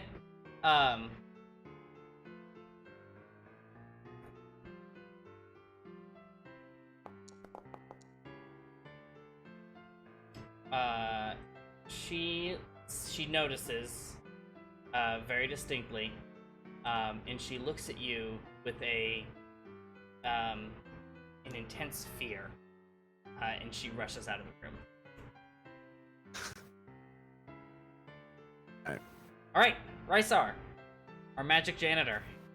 Yeah, our janitor. Let's go. And then we will reconvene as a group, and you guys can kind of structure your strategy, and then we'll take a break, and then go again. Okay? Cool. All right, Rysar. Yeah. I'm just kind of wandering the halls, as janitors do, right? Yeah. So, I guess, are you looking for in specific rooms, or are you just kind of for today making a very general pass through the halls? Kind of general, but like keeping an eye out, like, conversations among students that I might pass, or any kind of weird, like, I don't know. I'm kind of hoping there's a special door, but I don't know if anybody's thought that far ahead. So you're gonna make 2 checks for me. First, you're gonna make Absolutely. a perception check at advantage.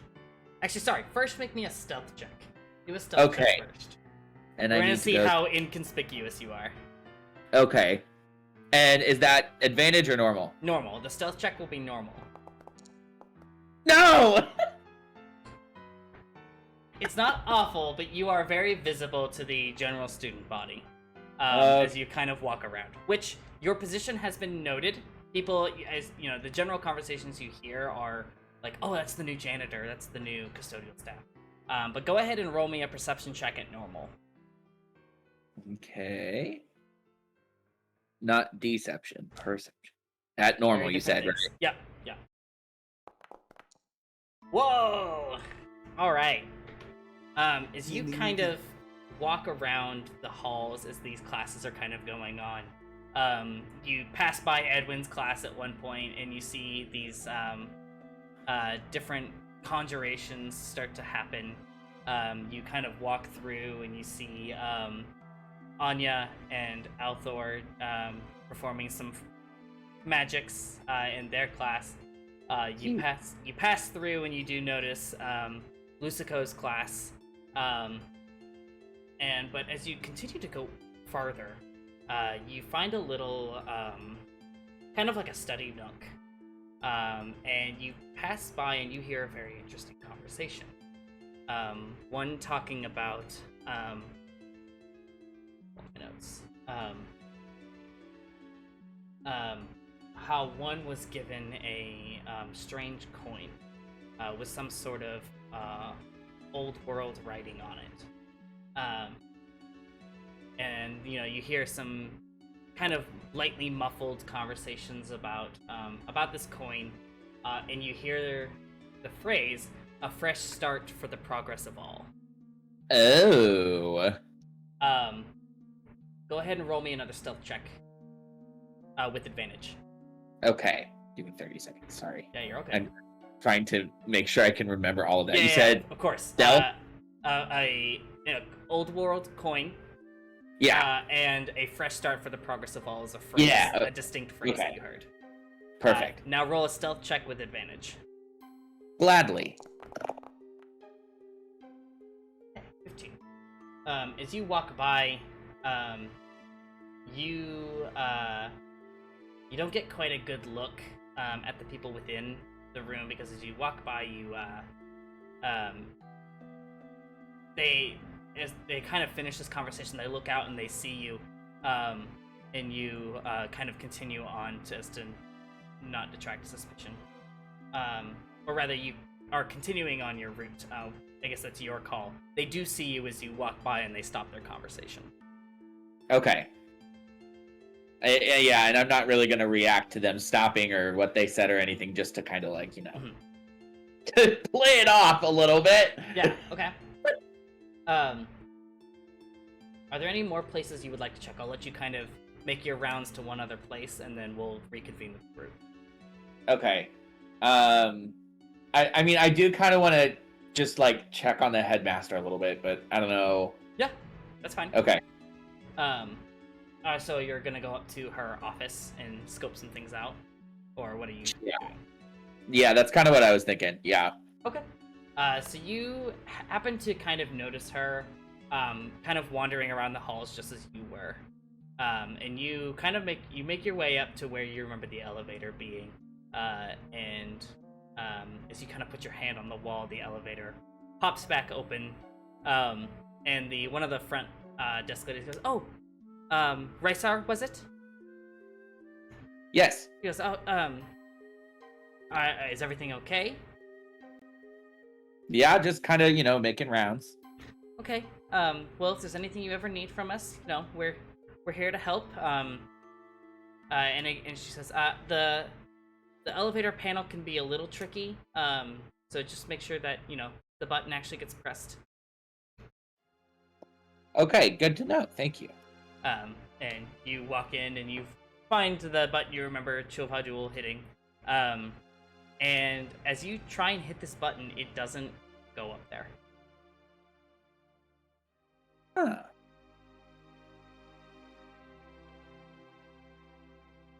I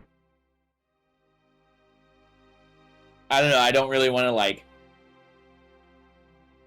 ask them about that button, just to kind of If you would like, you can roll an investigation. Okay. To see if what your character can discern about this situation. Okay. And that's a normal one? Yep, normal. You have no idea what is wrong with this button. Yeah. You've tried. Okay. You've tried pressing it with just a finger. You've tried punching it a little bit. Nothing is working. Okay. Yeah. I will just try that again later. I don't really know what other options I would have, because I don't want to bring that up, just to maintain my level of. Yeah, that's okay. If you would like, we can now reconvene as a group, and you guys can pass along any information that you have gathered, and we'll come up with a plan of attack for the next day, and we'll take our break. All right. All right. So you guys have kind of come back through from your day's worth of activities, various teachings, crafting, and all that, and you come back together in your floor of the university. I can go first real quick if Anya doesn't mind if I just recap for us. We went Speak into for me. We went to an evocation class, pretty standard lecture type stuff. The one thing I did notice is there was a particular student who was very talented with the lesson we were trying to accomplish, and they were using a tome or book of some sort to accomplish, or I think aid their spellcasting ability. I was able to get their name, Genevieve. Right, Billy, is that correct? Yes, okay. Yes. And I think I made a good impression, so Anya and I can follow that lead further if we need to, or, all of that information's out there, at least for the group to know. I set the stuff I've crafted on the table kind of before me, and just be like, I made some items to set a trap for later on, or tonight. I thought about maybe going to the tavern tonight and maybe kind of laying a trap to see if anyone bites on it. I like that idea, Callum. My illusion courses, I found 2 students that were average and unremarkable, though one of them, whenever they cast an illusion, it had a similar effect as to whenever I tried to read several of the notes left by those 2 guild members we encountered in Delgrin. So I have some suspicions there and some knowledge to pry out. That is definitely concerning. I too have some questions about 2 of the students that I had.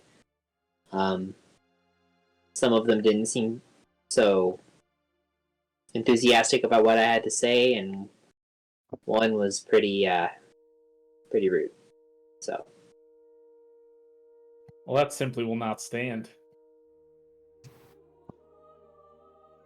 I have an idea, but I don't know if we want to stray from our current course of strategy. Let's was- get it out there. I was wondering if one of you who are currently posing as students would like to come to my class tomorrow and maybe interact with the students and see if you can glean something from them. Anya, do you want to do that? Sure. Or we could both go. I don't think it would be too odd either way. Well, is Fresk expecting you guys tomorrow? I don't know. Yeah, I mean, I don't know. Maybe. Billy, how does the school work? What's my class schedule? Because What's of, my Monday, Tuesday, Wednesday? because of the traveling teachers you have here, the staff has been very flexible with allowing students to rotate around Right. if the desire is there.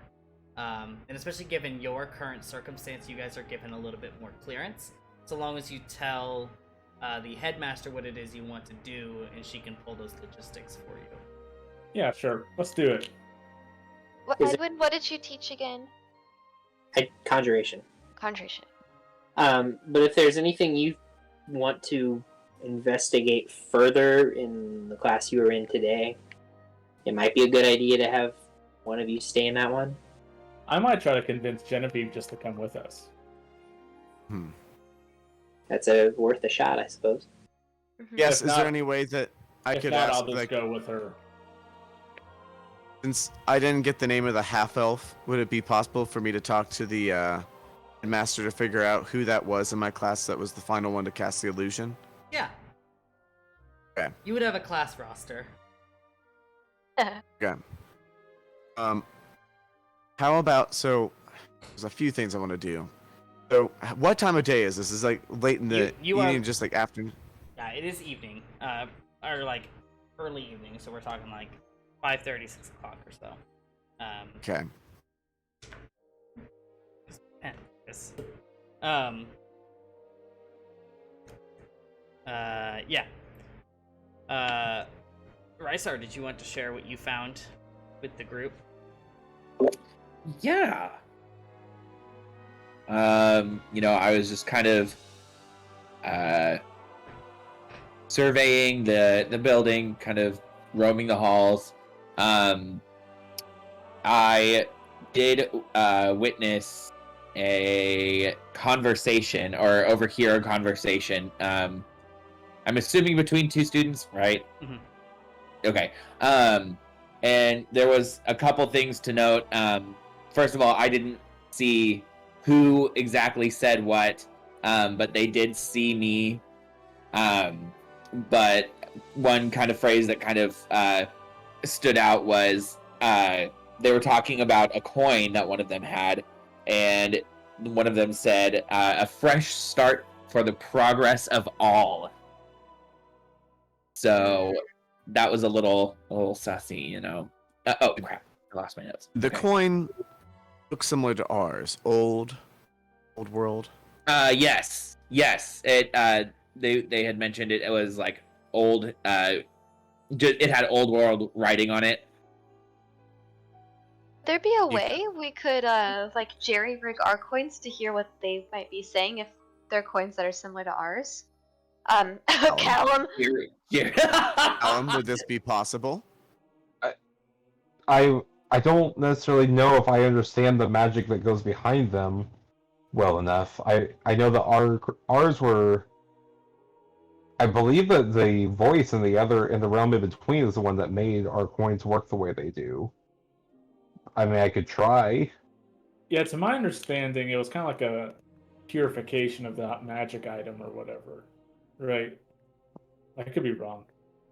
I will tell you that you would recall this. The items that you possessed are purified versions of the artifacts that you have stopped in the past.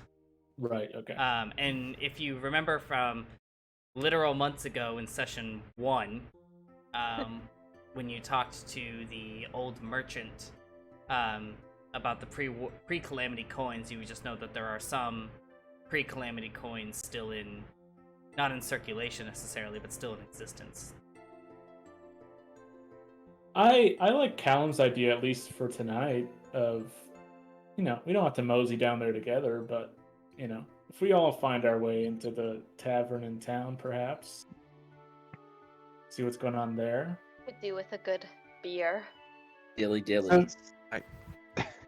Since the magic artifacts that we've been using or encountering, they are specifically the result of the rips in the ether.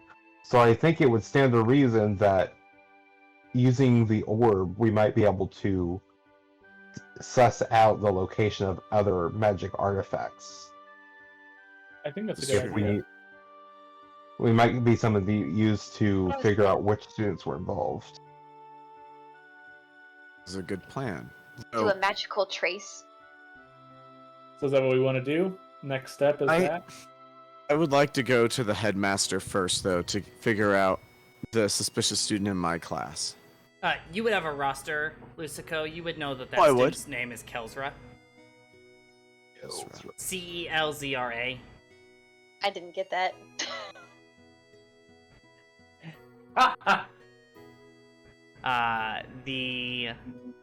And then Genevieve, and then Brain. What were the name, or who were the two students that you had concerns over? And I can give you their names too. Oh, Stormfeather and Gronyor. Gronyor is Gronyor. Stormfeather is Stormfeather. You like my dwarf names? It's just two real words put together. Speaking of the headmaster. Oh yeah. Sorry. I was planning on, just kind of being a little sneaky and heading up to their office to kind of investigate. And while I was on my way to the elevator, the front desk workers were kind enough to let me know that the elevator panel can be kind of tricky. And so when I went to go push the button to go up, it did not push. No matter how, firmly I poked it or more aggressive measures were taken, and nothing was fruitful. What kind of aggressive measures are we talking here? I mean, like I punched it a couple times, normal Rysar things. The Althor method. Got me this far. He learned from the best. So, but in order to remain undercover, I guess, I didn't really bring it up to anybody, but I felt like that was kind of weird. Like, that was more of a struggle than they made it out to be. And so, yeah, I feel like we should take note of that. Okay, I think that's a good idea too. Just have that. Might be something, if we get the opportunity tomorrow to give it another go. Great. I love punching buttons. All right, let's take a quick break, and then we'll come back and hit the second half of this. Hot damn. Oh yeah. Oh yes. 5-minute break or so? How long? Yeah, let's try and be back by, let's say 9:02. Fine. We'll start at 9:02. Too cool.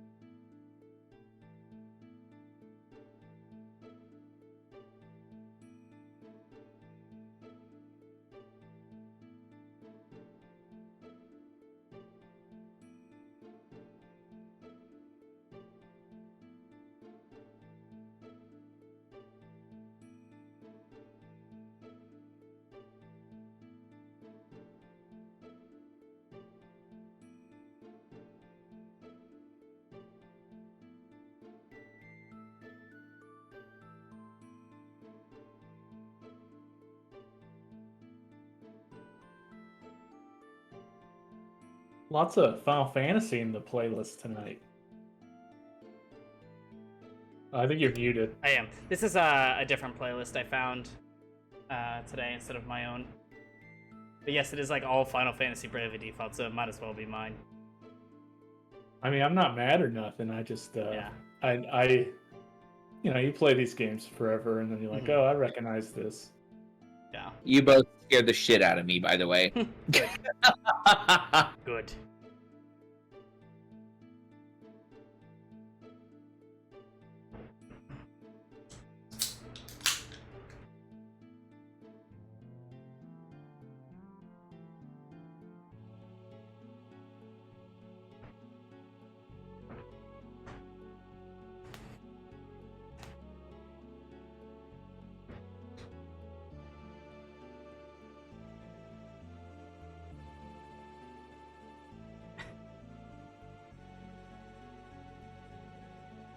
I think Final Fantasy IX is the most underrated Final Fantasy game.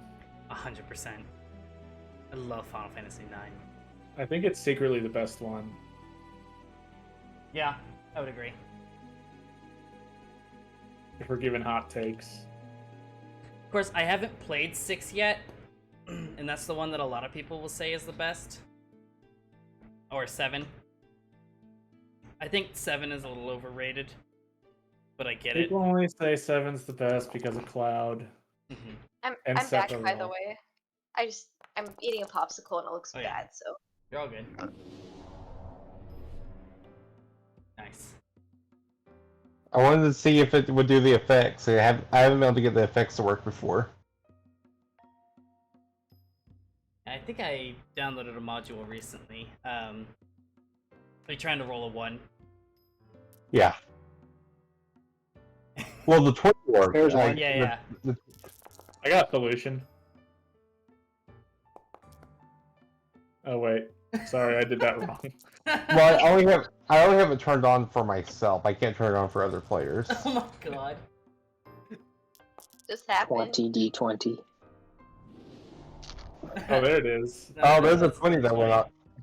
Can y'all see the magic effects? Yeah. Yeah. Okay. What's that?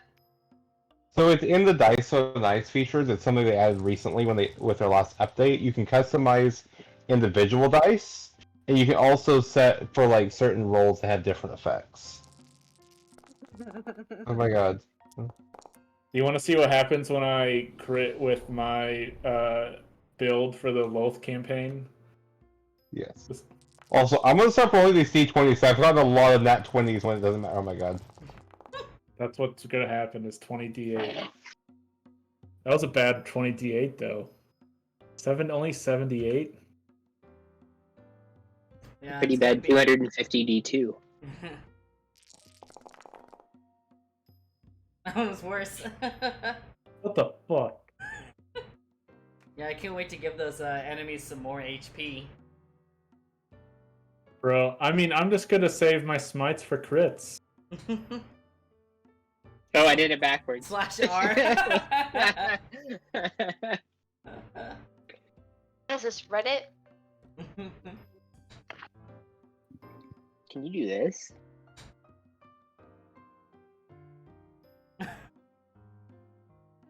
Hey, Oh my god. have you guys seen the thing on Reddit of the guy with the face that got mauled by a bear? With the face? No. I don't want to see this, Lucas. I won't post it. I'm not gonna Shut the post it. fuck up. I'm not gonna post it. It's pretty bad. Yeah, I would imagine. It I mean, sounds anyone- pretty horrible. If anyone wants to see it, just let me know though. Yes. Okay, Yeah. I'll send it to you, Jaden. I will. Why? Like, I mean, Jake I- deals with enough like real world shit. yeah, Well- you guys would be horrified if you heard the jokes that we make at work. I would imagine. To know now. What'd Caitlin, you yeah, say? does a lot of animal stuff. So it's just, she found it to be a little much. Damn. Yeah, that dude doesn't have a face anymore. Are you okay? Me? Yeah.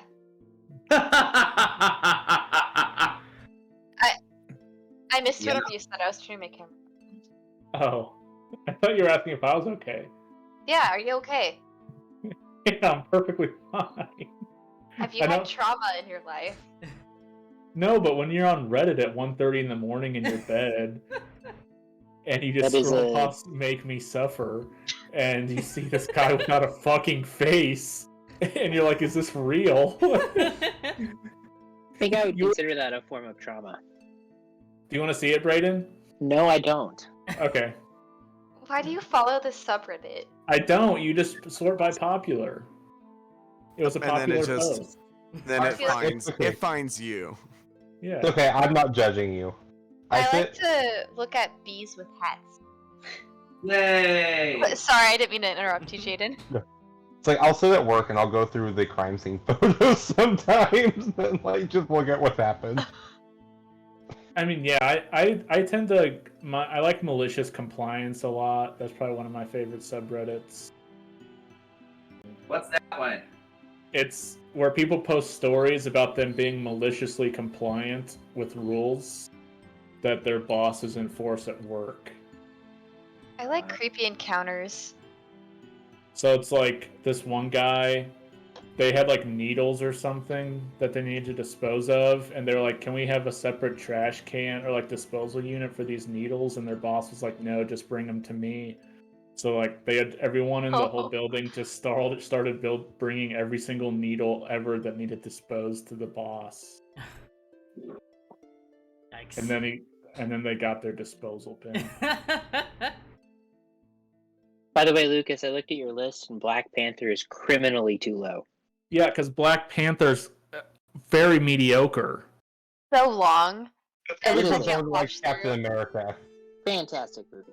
Yeah. Yeah, okay. Jaden, we're together on that Okay, one. I just don't like Captain America. I also don't like Superman for the same reasons. Okay, Oh, I fair. love Superman, but it's because I've actually like watched Smallville and I got his whole backstory. So For Aiden, Hmm. why is Black Panther good? Have you watched it? Yeah. Like It's a 3 good times. story. Billy, It's- I almost killed us after Black Panther. Do you remember that? It's like fine. I like the It- musical no. storytelling, but that's my boy. Oh god, what's his name? Wrote Mandalorian's. Shit. Fuck, what's his name? yeah. Ludwig. yeah. Which- Yeah, something. yeah. Something. Also, Uh, Killmonger is one of the most charismatic characters in the MCU. Okay, so to give you some context to my list, starting at Ant-Man and the Wasp down until really Thor: The Dark World and probably Iron Man 2, those are the Marvel movies I'm like I would consider average. Like those are just like a Marvel movie. Like I have things like considerably about everything above that. So it's like they're like B- range for me in that range down there. They're not like I'm not like shitting on Black Panther, but I was like, I'd say it was fine. I'm just saying it's criminally too low. Well, Billy, Yeah. I saw Black Panther the second time with you because we were at KMEA and it was you, me, and Hunter. Yes. Hunter and I were exhausted because the movie was so fucking long the second time Mhm. through. And I drove us, and I was driving you back to your hotel, and I ran a red light. And that's the only time I've ever ran a red light. Because you like screamed. I remember now. Yeah, You're like, because "Oh I my drove God." through it. And Hunter was like, "What the fuck are you doing?" And I was like, "Ah!" And it kept going. I do remember that. I do remember Yeah. that. the highest Black Panther could go on my list, Braden, is between Ant-Man and Far From Home. That's the highest I'd give Black Panther. I just added the 3 Disney Plus series to my list, and it's 8. So It's not, yeah, and I don't. It's just, it is what it is. Like Ant-Man and the Wasp isn't bad, but it's just like not special. To I have me. Ant-Man and the Wasp at 23. You think that's the worst one, or one of the worst ones? It's only about can't for the Iron life Man of you 2, roll. Hulk, There and it is. Thor: The Dark World.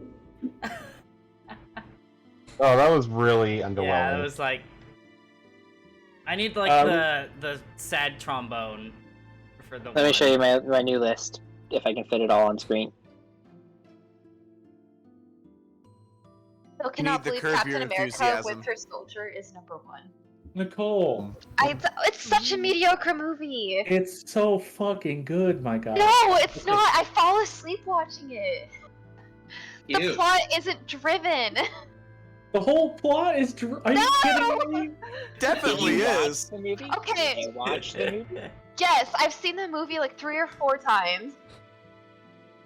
The only interesting thing is that Hydra was was in charge of Shield the whole Yeah. time. The only interesting thing was the whole plot that you just. Yeah, I was like, that's the biggest thing of God. this movie. That was just the reveal. Oh, man. I would say Agents of Shield is better than Winter Soldier. Are you fucking kidding me? Yes, Are you I shitting me am with the first 100% season? serious.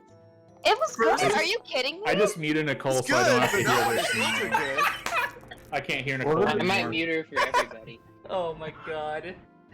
Nicole has been banned from the server. Actually seen Agents of Shield.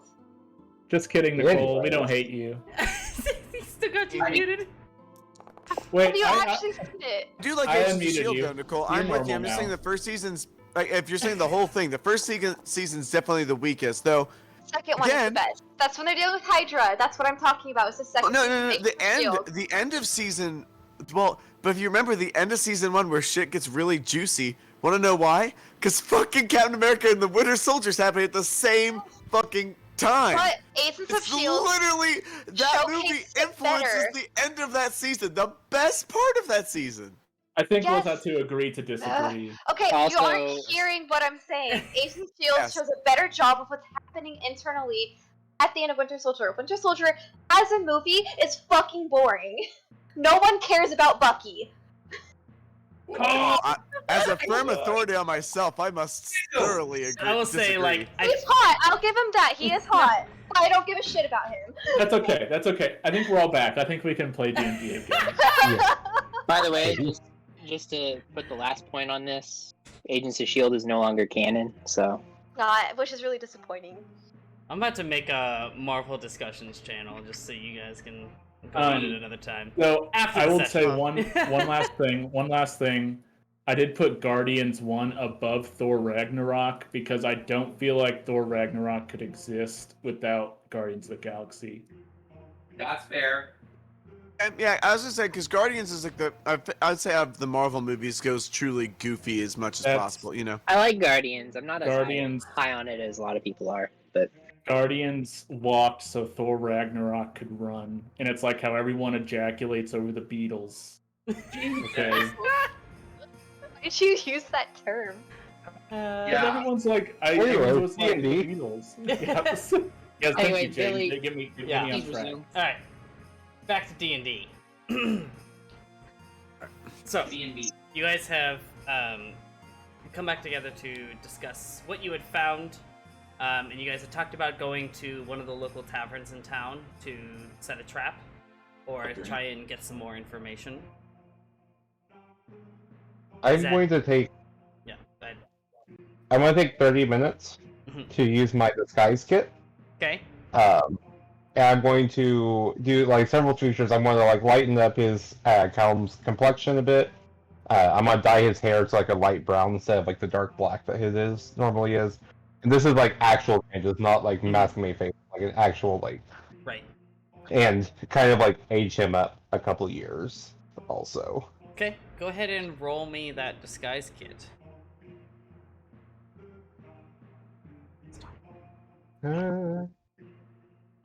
Are there not like default stats for like? Can I just? I can't click on them to roll them. Oh, really? So like, we want me Oh, yeah, to there roll. it is. What, Use disguise kit. Oh, that's a Where? private roll. Hold on. oh wait, is that in my inventory? That might be in my inventory. Yeah, it is. Here. It's in the chat. Okay. Oh, it did not like that. Oh, really? Yeah. Alright, it should be... It's your intelligence, d20 plus intelligence plus 2. My proficiency. Okay. Yeah. We'll just do this. Ooh, good Very, roll. very 20. Yeah, okay. Yeah, so you get your, yeah, you do exactly as you set it to do. Your hair is the dark brown. You have, aged your complexion a little bit. And yeah, you look a little bit older than you did before, with those changes you had made. and I'm explicitly not going with the rest of the group. Okay. Like, I mean, they can go if that's what they want to do, but I'm not going to show up with them. Right. You are not as a group going, but you are Right. going together. To town. Or rather, Yeah. as a group. Yeah. I assume, I guess I should ask, is everybody else going to tag along and do this sort of information gathering? Yeah, I'd like to I- arrive separately from the teachers, though. Yeah, So I guess for me, Luzico and I could enter together. though, for me, for entering town, I want to go to the main old library, the center of town, Okay. instead of the tavern. I will go to the tavern, and I'll let Luzico go to the library and do his thing. Okay. Anya? How are you entering in? Who are you entering in with? Or are you going at all? Where are we going? The tavern. Oh, okay. Althor, what were you doing again? Have you gone yet? I'm just going to enter. I was not going to enter with the teachers. So if you wanted to go and then we entered as students, that's fine, I would say. Yeah. That's pretty inconspicuous. Sorry, I'm still trying to argue my point in Discord. Hey, we can duke it out so much more, Nicole. I know. I I'm know. so willing to fight you on this. I I'm love literally Bucky. just I- fucking with everyone. I'll be with them to the end of the line. Right up there with me, alphabetizing the I hate library. All right, D&D. Okay. So, Rysar, are you going to the tavern? If you were still at your computer. Yes. Sorry. I No, you're good. Yeah. So I will also arrive separately and just kind of slowly, I guess. Okay. Late. So we're going to actually start with Lucico since he's by himself, and then we'll get to the rest of the group as you start to filter into the tavern. Let me. Lucico, as you enter the library in the center of town, a place of which you are very familiar, and it's sort of visceral being back in a place where you spent so much time, in a place that you really at one point considered your real home. As you kind of run your hand along the alphabetized library and pour over the books you just read and read over and over, instead of being at your old home, you are kind of lost in thought as you are interrupted by a familiar face. And this woman looks at you and goes, Lucico? yes. You're back? I'm sorry, I couldn't hear you. What did you say? In the flesh. Oh, I was so worried about you. You just kind of, you just disappeared one day, and we didn't hear from you, and we were worried. You were worried. Well, of course. I mean, you were here every day, and then you just stopped showing up. Now I've returned. I had some business to attend to. That's why I left. And now I'm back for the same reason. Well, where have you been? What have you been doing? Exploring the world. I have encountered several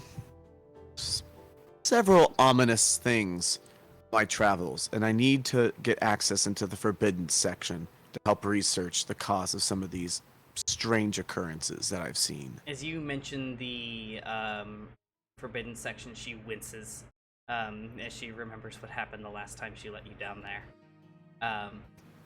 And she goes, Lucico, we don't let anybody down there anymore. Is it because of me? Yes. You went down there and you disappeared, and then your father, she stops. What about him? You don't know? Enlighten me. Your father went missing shortly after you did. He went missing. Normally you'd find him passed out at the bar as always, or at your home, and he hasn't been seen since your disappearance. Does anyone have any idea of where he would have gone to? I mean, no, he doesn't talk to anybody. He just one day stopped, similar to you, just stopped showing up to the bar, and they even had the guards go through your home, and he wasn't there. I doubt he would ever be at that dilapidated old house. I'm surprised that they didn't find him in a river, drowned after drunkenly stumbling into there. And she winces at this, just as coldly as you're speaking about your own father. She goes, Lucico, what is it that you need? Information. You haven't changed. As some things stay the same. Okay. Don't let anybody know that I let you back down there. Thank she you. walks over to the cellar door, and she unlocks it and goes back to her desk. Alright, I'm gonna slowly descend down the steps. Get back down to where it all started. Yeah, go ahead and roll me an investigation and tell me what it is that you're looking for.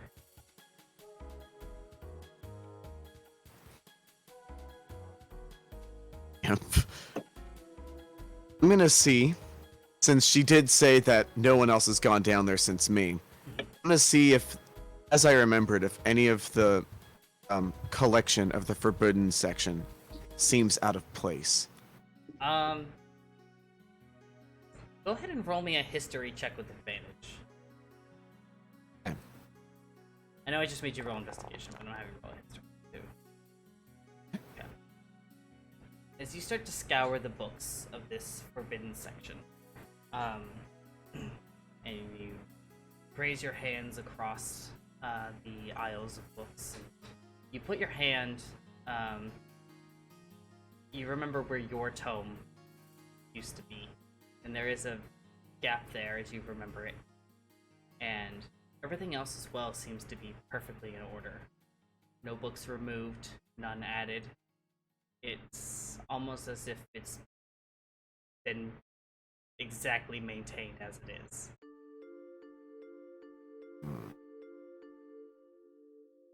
I would like to open up my book.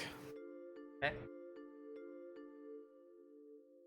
I'm going to attempt to talk to my patron. I know I don't. It's not a spell, but I'll say, Yeah. Ceaseless Watcher, grant me sight. You close your eyes as you make this demand, if you will. And as you open your eyes, you're back in that spiral that you were before, with the bookcases rising up. And there you see him. It. Them. Whatever. The eye. Peer down on you. And go, oh, Lucico. It's been a while since we've chatted. It has. Before I grant you with any knowledge you might need, do you have any to bestow back upon me? There are several curious things that we've found. So far, it seems that this new creation guild, these heretics, are attempting to reset the world and using various magical artifacts that they've encountered and corrupting them in various ways. Very interesting. So, does by giving you information give you access to do the same in return? Yes. Very well. I will pass down some of my various knowledge. And you mustn't forget the deal we made. Agreed. And you close your eyes and you kind of picture that spiral library, and a book slides off near the very top, and it lands directly in your hands. And as you flip through it, you start to see some of the text you were not able to read before. And certain words are starting to come to light. Not all of it. It is not a complete translation. But you will be able to read some of that pre-calamity writing. Interesting. Now, go forth, Lucico. It may be some time before we speak once again. Understood, Master. Hone your skills. Don't forget our deal. Always. And you find yourself back in the library proper. And we're going to pan over. First one to enter the tavern. What's your guys' marching order? Like, who is entering first, who's coming next, and so on? Edwin will go in first and just kind of find a corner and sit down. Yep. You find a corner to sit in, and the bartender comes forward. He goes, Edwin, it's so good to see ya. Good to see you too, friend. What? I had heard rumored that you were back here in Felinora, but I didn't expect to see it with my own eyes. Good to be back. Huh. What can I get you to drink, friend? I think I'll have a whiskey today. An excellent choice. I will be back very soon. And he hops on back to the, back behind the bar, and he pours out, a small glass of whiskey, and brings it back to you. Is there anything else I can get for you? That'll be it for now, friend. Thank you. Excellent. If you need anything, feel free to let me know. And as you start to take stock of the rest of the bar, there's a couple patrons scattered around, a couple groups here and there. Either there's some gambling going on, there's just some general conversation, and you see some familiar faces, and some of them have kind of come up to you to make small talk before they go on off to the bar to get a drink. Anything looking particularly suspicious? Roll me a perception check. Oops.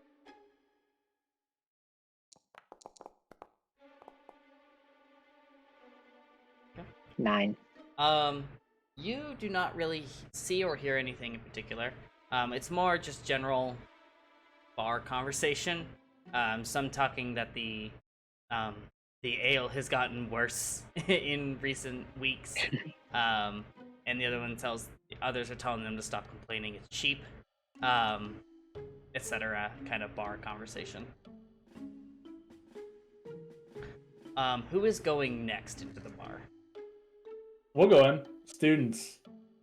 Okay. As you two kind of walk into the bar, Edwin, you do see your friends walk into the bar, and you two do see Edwin kind of off in the corner. But you make your way. Where would you position yourself within the bar? Edwin is kind of in like the back corner, kind of keeping to himself. But are there any tables with like students or any students here? There are a couple. There's actually some that you recognize from your classes, though none that have arisen suspicion from you are here at the moment. Okay. I'll go see if they'll let us join them. Yep. You find the human woman from your guys' class, as well as the tiefling in Edwin's class, sharing a drink together and talking about their studies. And as you approach them, they say, "Oh, Lucas, Nicole, how good to see you. I didn't expect to see you here." Hey, we'd like to have a good time just like everybody else. You have a recommendation on ale. It's all pretty not great, but if you can choke down a few, it'll get better as the night goes on. I can choke down a few. I'm sorry. Oh my God.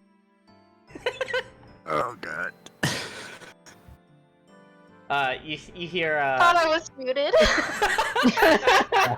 No, you were not. Absolutely No. we're not.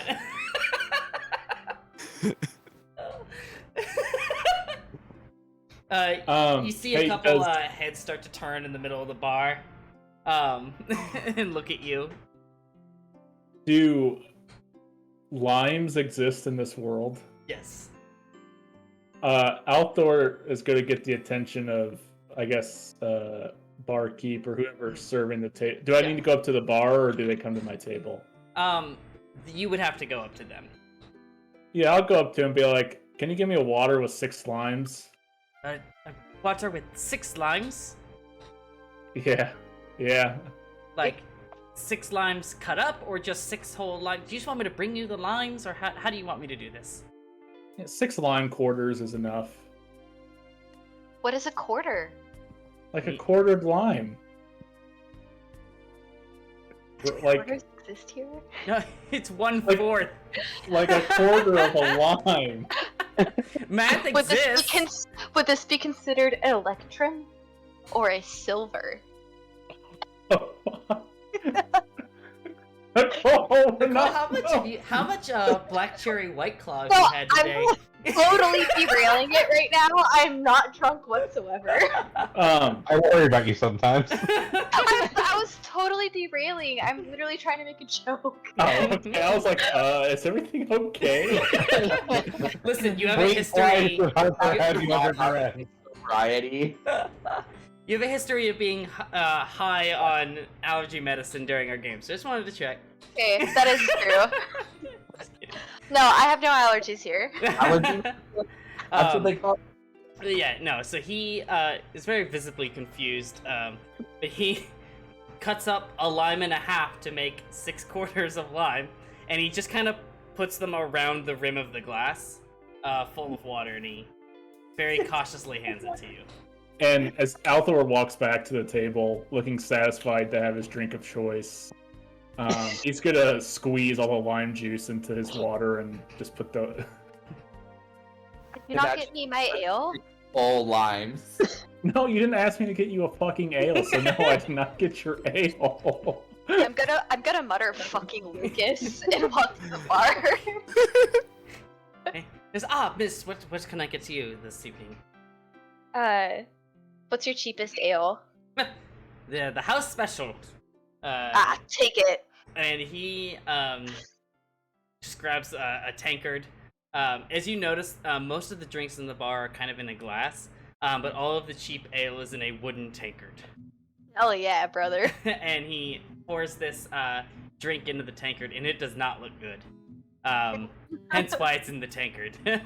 And he tops it off, and he says, here you go, miss. Enjoy. I'm gonna say yeah, and I'm gonna take a sip and go. Good. Just don't worry. Keep drinking, and it'll get better. Oh, I'm sure.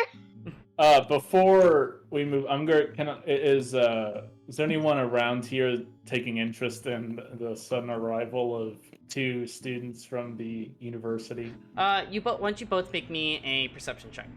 Okay, I'll do that. It never hurts to see who's fucking interested in me. Kinky. Alright. You do see some of the patrons of the bar have taken notice, especially with your drink of choice, Althor. You get the idea that it's not necessarily because you're students that they are interested in you, but they are very much confused by your mannerisms, both of you, as you've kind of made yourself in this. I brought that upon myself. So No. I'm okay just having idle chit chat while the rest of our party arrives. If you are Anya, Yeah. so Okay. everyone else is in. Callum is showing up last. Oh, okay. Unless you were last, like it's. I'm Guys, okay. do you want to do last? Is this Wait. all happening while Lusco's at the library? Yes, yeah. Okay. Okay. Who's not there? It's you and Callum Oh, okay. and And Lucico, but Lucico. Lucico's not going to Yeah. show up for a while. Okay. Okay. Well, I guess I'll go. Yeah, Rysar, as you enter the bar, you immediately have a lot of eyes turn on you as you enter the bar. And you start to notice that the bar is starting to get pretty crowded. And Althor, Anya, and Edwin, you kind of hear murmurs about how, oh, bar's pretty popular tonight, as Rysar kind of makes his entrance. What do you do and where do you go? Me? Yeah. Oh, yeah. I go get a drink.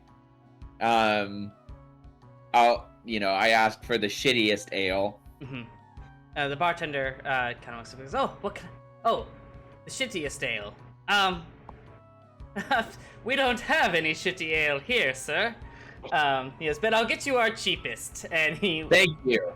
grabs the tankard and pours the ale into it and slides it across the table to you. But, I kind of, glance around and I take notice of Althor's drink and I'm like, hey, can I get Yes. 7 limes with that?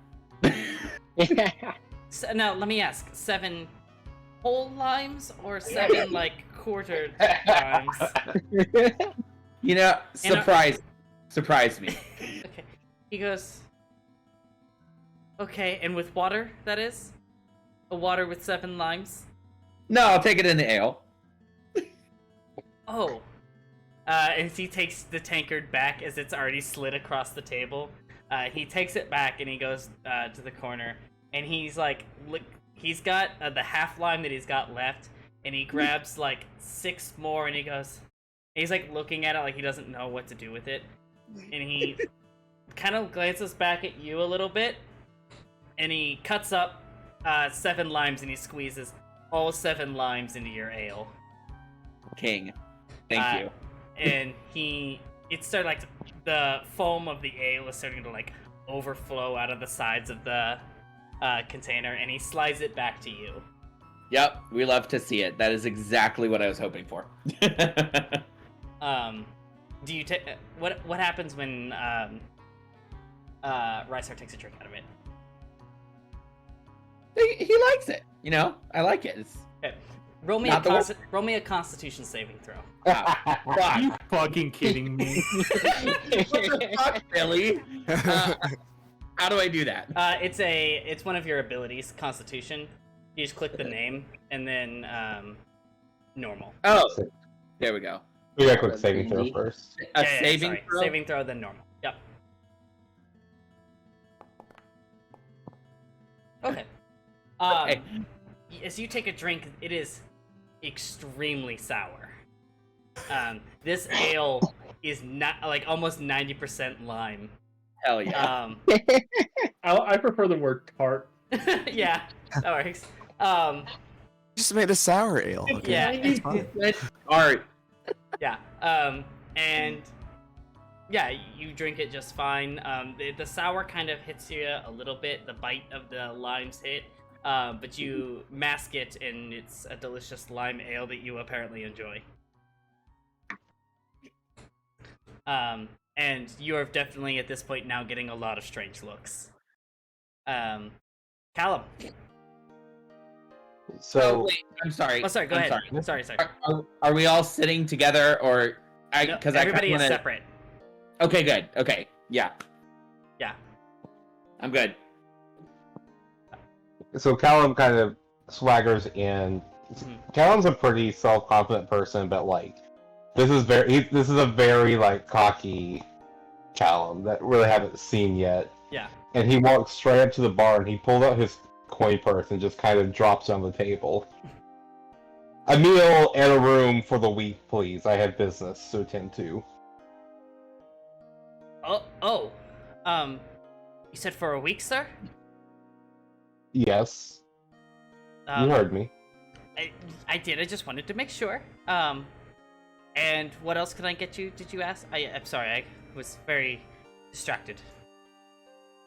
A hot meal and the best ale that you have. Yes, the best ale. I can do that. And he rushes over, and he, unbeknownst to Callum, but the rest of you see this, it's the same ale that you all are drinking.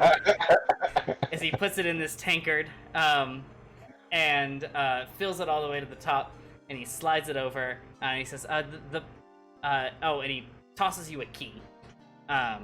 He says, this is the key to your room. It's second floor, first door on the right, and I will have your meal out as soon as I can. Well, what, do you have a type of meal you prefer, sir? Just if you wear the best you have, not the slop that everyone else likes to eat around here.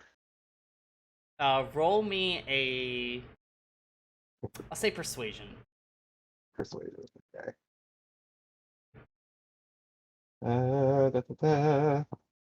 Normal. Ooh, 17. That's not bad. He goes, coming right up, sir. I will, are you going to be spending some time around the tavern, or are you going to go straight up to your room? I'll spend some time down here, but just so we're on the same page, if anyone comes looking for Shadethorn or for business opportunities, make sure that they make their way to my room. Shadethorn, that was? Yes. Kato Shadethorn. How loud are you being about this? I am not trying to hide this at all. Like, I'm not like yelling, but I want people to hear. Mm-hmm. Okay. And about this time, I pull my sleeves back, and the bracers. I'm wearing the bracers in the locket I made earlier. Yeah. And I have used magical tinkering to try to replicate some of the writing, like the pre-calamity writing onto them. Of course, I have no idea what it says, but Right. I'm just trying to replicate the symbols onto it. Okay.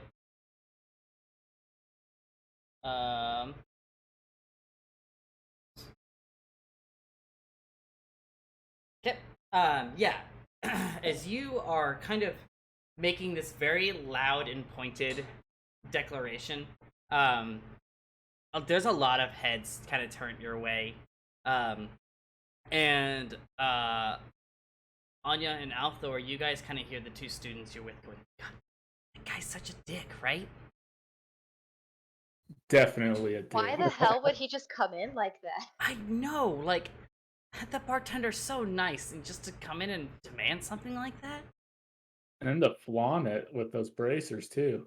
Ah, right, and that locket. I've never seen anything seen writing like that before. Have you guys? Never. Not at all ever. I'm going to take out 5 gold. Okay. And go ahead, sorry. No, go ahead. Keep going. And I kind of flash it up and put it on the table. Does this square us up? Yeah, I believe it does, sir. And he quickly grabs them and he rushes off into the back to start cooking your meal. And at the bar, and I kind of want to look for, is there anyone else that looks maybe wealthy in the bar? Or kind of I'm looking for maybe specifically a merchant type. Yeah, that's in there. there's a couple wealthy merchants kind of like around the bar. They're mostly gambling.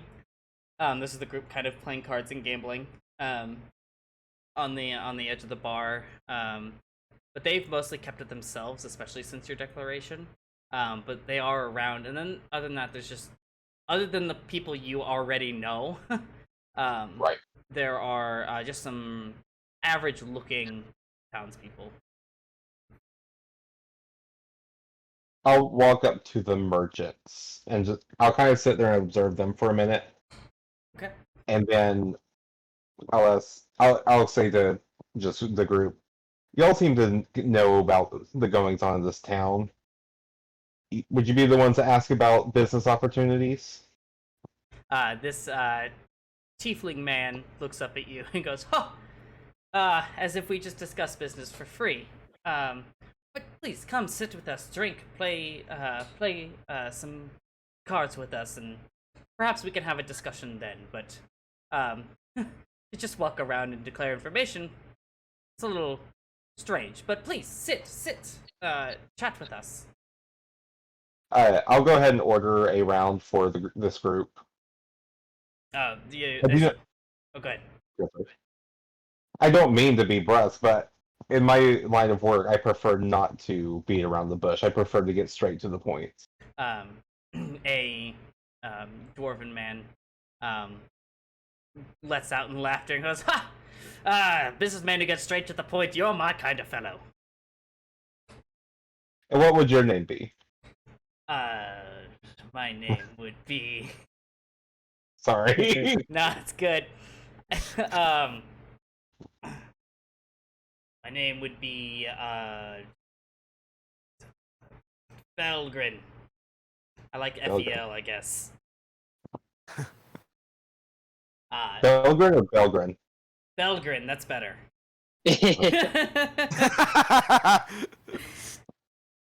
It's not your real name, is it? Pleased to make your acquaintance, Belgrin. I pull out a business card that says Shadethorn Trading Company. And I pass along the table. I think you and I are going to get along just fine. Shadethorn, I don't believe I've ever heard of your wares. What is it that you partake in? We've only recently come to these shores. We're not from around here. I have been sent by my father's emissary to try to break into some businesses on this side of the continent. I don't know. Yeah. I Roll me a don't know the world back. yeah. Deception. Roll me a deception. Yes. Big numbers. Big numbers. No whammies, no whammies. Oh, fuck. And I Wait. Okay. I have a question. Do I get advantage because I do have the charlatan background, and this is my established background as Kato Shadethorn? That is true. Go ahead. Yes, roll with advantage. Big numbers. Big numbers. Feel the 20, feel the 20, Yeah. grip the 20, yes! Yeah. And I say, well, excellent. Felinora is a great place to find some branching out opportunities, especially with all the traveling wizards coming in and studying at the university. And the other man, he says, Belgrin, must you give all of everything away here? You know, some people should, kind of work for it a little bit. You're kind of giving the whole bit away here.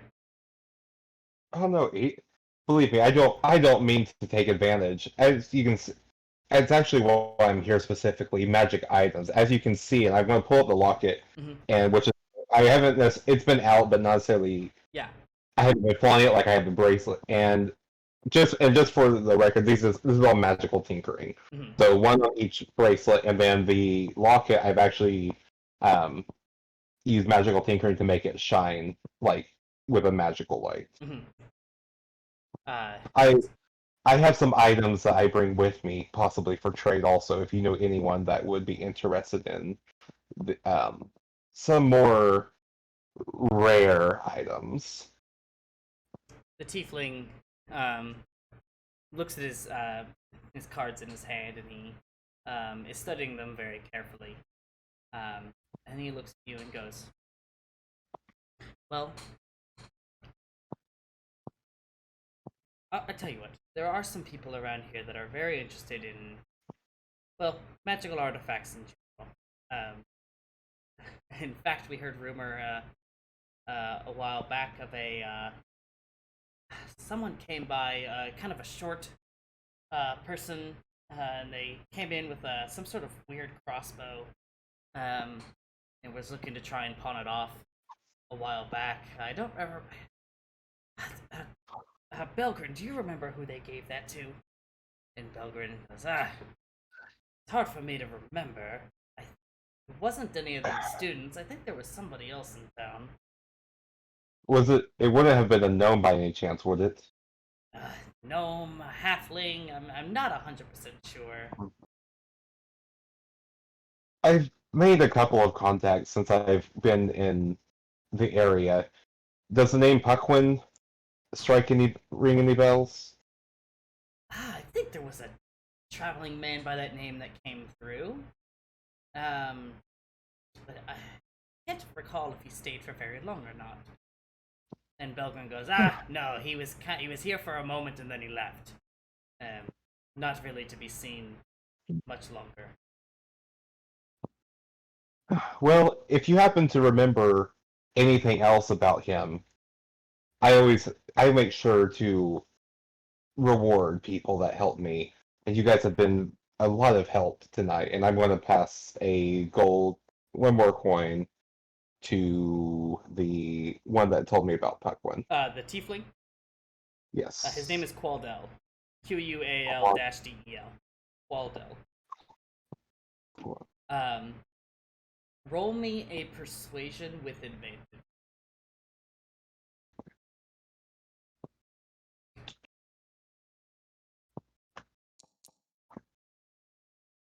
Woo! Nice. 19. There we go. Qualdel looks very carefully at you. And he says, Shadethorn, as a man of trade, surely you understand that, in order to receive something, one must give something. And for this, I do have something for you. And he passes you another coin, and he says, I was given this a while back to meet with somebody regarding some trade. Now, they seemed a little bit on the sketchy side, and while I do take my fair share and he's looking around, dealings, this one seemed a little bit above my head. He says, I will gladly trade you this. And he grabs the gold coin and slides you, and sets the coin in front of you and grabs the gold piece. You've got yourself a deal, friend. And like I said, any other information that you might come across, I'm happy to pay. Or anyone you know might be interested in these items, and I'll tap the bracers. Or some of the others that I have in my possession. You can send them to my room, and let them know to get in contact with me. And I will very explicitly point out again where my room is. Yeah. Not at all. Yeah. And I will take my leave and wait at the bar for my food to be ready. Okay. As you do that, I need everybody else in the bar. Roll me, except for Edwin and Lucico, you would roll. Oh, no, Lucico, you're not there. Edwin and Rysar, you're gonna roll at disadvantage this perception check. Anya and Althor, you're gonna roll normal perception. Okay. To disadvantage? Yes. I got dirty 20. Great. Oh my god. Damn. Me too. Fuck Dang. yeah. Damn. Okay. So Rysar and Edwin, you are too far away from the source here to hear what's being said. But Anya and Althor, as you guys are chatting very casually, small talk, stuff about your classes, with the students at the bar with you, you very clearly overhear the conversation at the table that Callum was just at. And Belgrin says, Qualdel, you just gave away that coin? I mean, you could have fetched that for a pretty penny. The tiefling goes, yeah, I'm aware. But just it wasn't a group I felt like I wanted to be involved with. I mean, you were there for that meeting. Yes, I was, but I mean, think about the coin. Ah, Belgrin, is all you think about coin? I mean, that's something we would have had to have dealt with for some time. And Belgrin goes, well, we could have at least met with the person in question. It's supposed to be tomorrow night. You didn't even tell that man about it. I forgot to ask that. What's the time? Whoops. Yeah. We heard it though. Yeah. Claudel goes, Yeah, just hopefully. quiet down. Okay? I know, it's tomorrow evening behind the tavern, but I didn't feel... doesn't feel good, okay? That person gave me the creeps, and I didn't trust it. If you want to go tomorrow, by yourself, you are welcome to. You have your own coin, after all. And he says, maybe I will. And they go back to playing their game. When I get to, or I have stuff to do before I go to bed. If anyone else has stuff.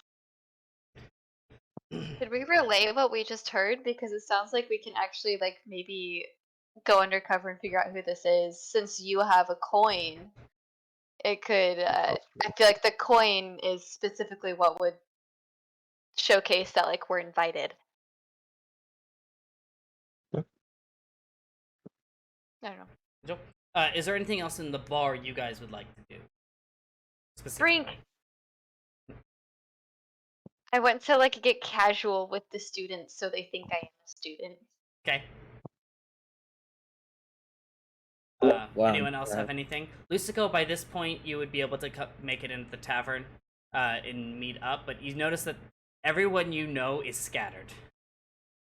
But you do see Edwin kind of by himself and would probably be the least conspicuous. That's where I'm gonna go. I'm gonna go up and sit by. Oh, for that, I'll go up to the bar. I'll just talk to. So for the bartender, just a water, please. Just a water. No limes, just water. Yes, just water. Okay. Mine's Yeah, taken care of. I can do that. And he runs and just pours you a glass of water and he hands it to you. I'll nod and go over and sit right by Edwin.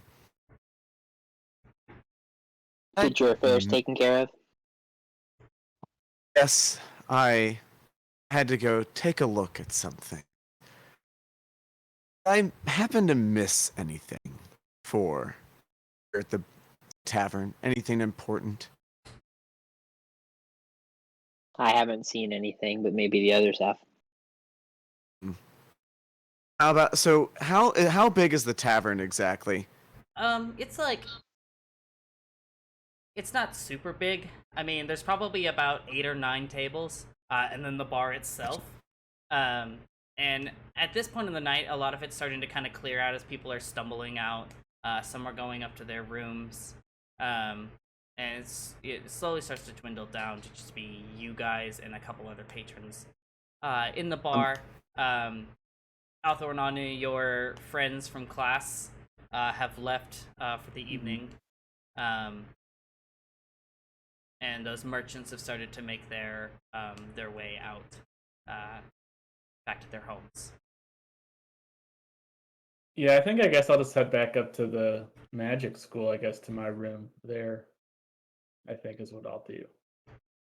Can I telepathically talk to Callum if he's across the tavern so it doesn't look so conspicuous? Yeah, with the coins, you can always do that. I'll also great old one warlock, baby. Oh, yeah, that too. Yeah. So, ask Callum, did you learn of anything to do with the guild? I think that it seems that they have been passing around invitations for some kind of meeting. I don't know when they're supposed to meet, but I have a ticket in if we can figure that out. This is a It's good that- start. It's definitely them, though. And they're definitely trying to set something up here in town. Then So did both uh both Anya and Thor already leave since they're students? No, they're still in the bar unless they've, at this point, said they've left. I guess Althor said he would head back. Thor said he'd leave, and then Anya, are you still there? The students still there? No, they've left. You'd be the Okay, last one if you're still there, or you would have left with them. I probably would have left with them Okay, cool. to blend in. All right. And then I guess telepathically, even though he's right by me, just to make sure that no one can hear me. Edwin. And again, telepathically. I was granted some interesting insight on some of these stranger texts that were befuddling me before. Like, you can read them now? Potentially. I haven't tried out my new power yet, but I would like to use it somewhere private.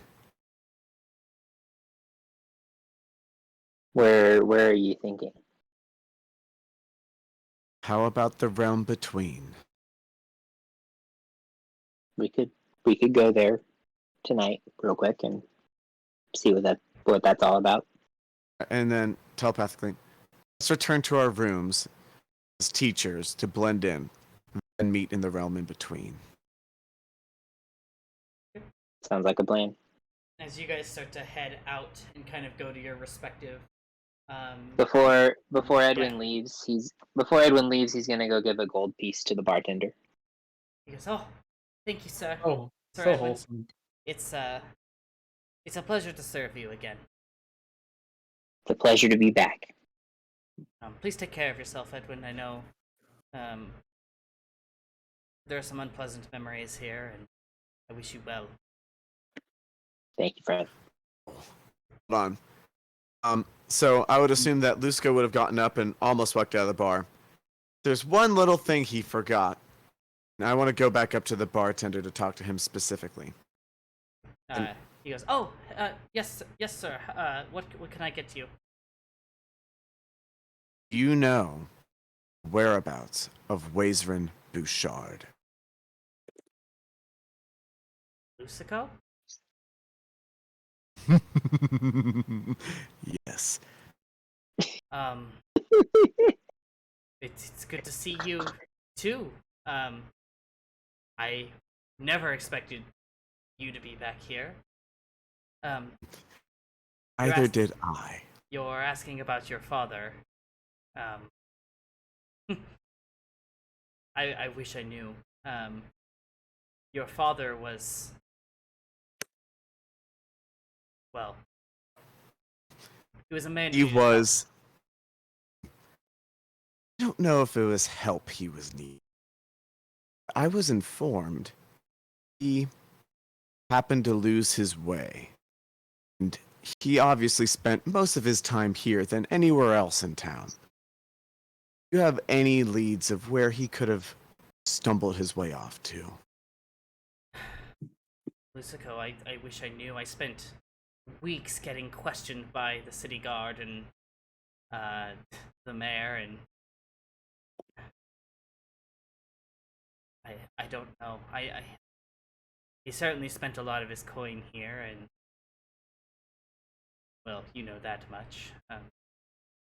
But one night he was here, going on and on about, well, you, and wondering where you had gone off to. He wailed and wailed and drank until he couldn't barely stand anymore. He was escorted home, and nobody knows what happened to him after that. This does not sound like the same Wazerin I knew of. Thank you for your information. I'm just gonna walk on out. This Lucico, Edwin, please take care of yourselves. Life is difficult enough as it is, and please don't let these extra things get in your way. Note taken. Edwin just nods. And you head back to your rooms. And for tonight, that is where we will end. All right. Yeah. Yeah.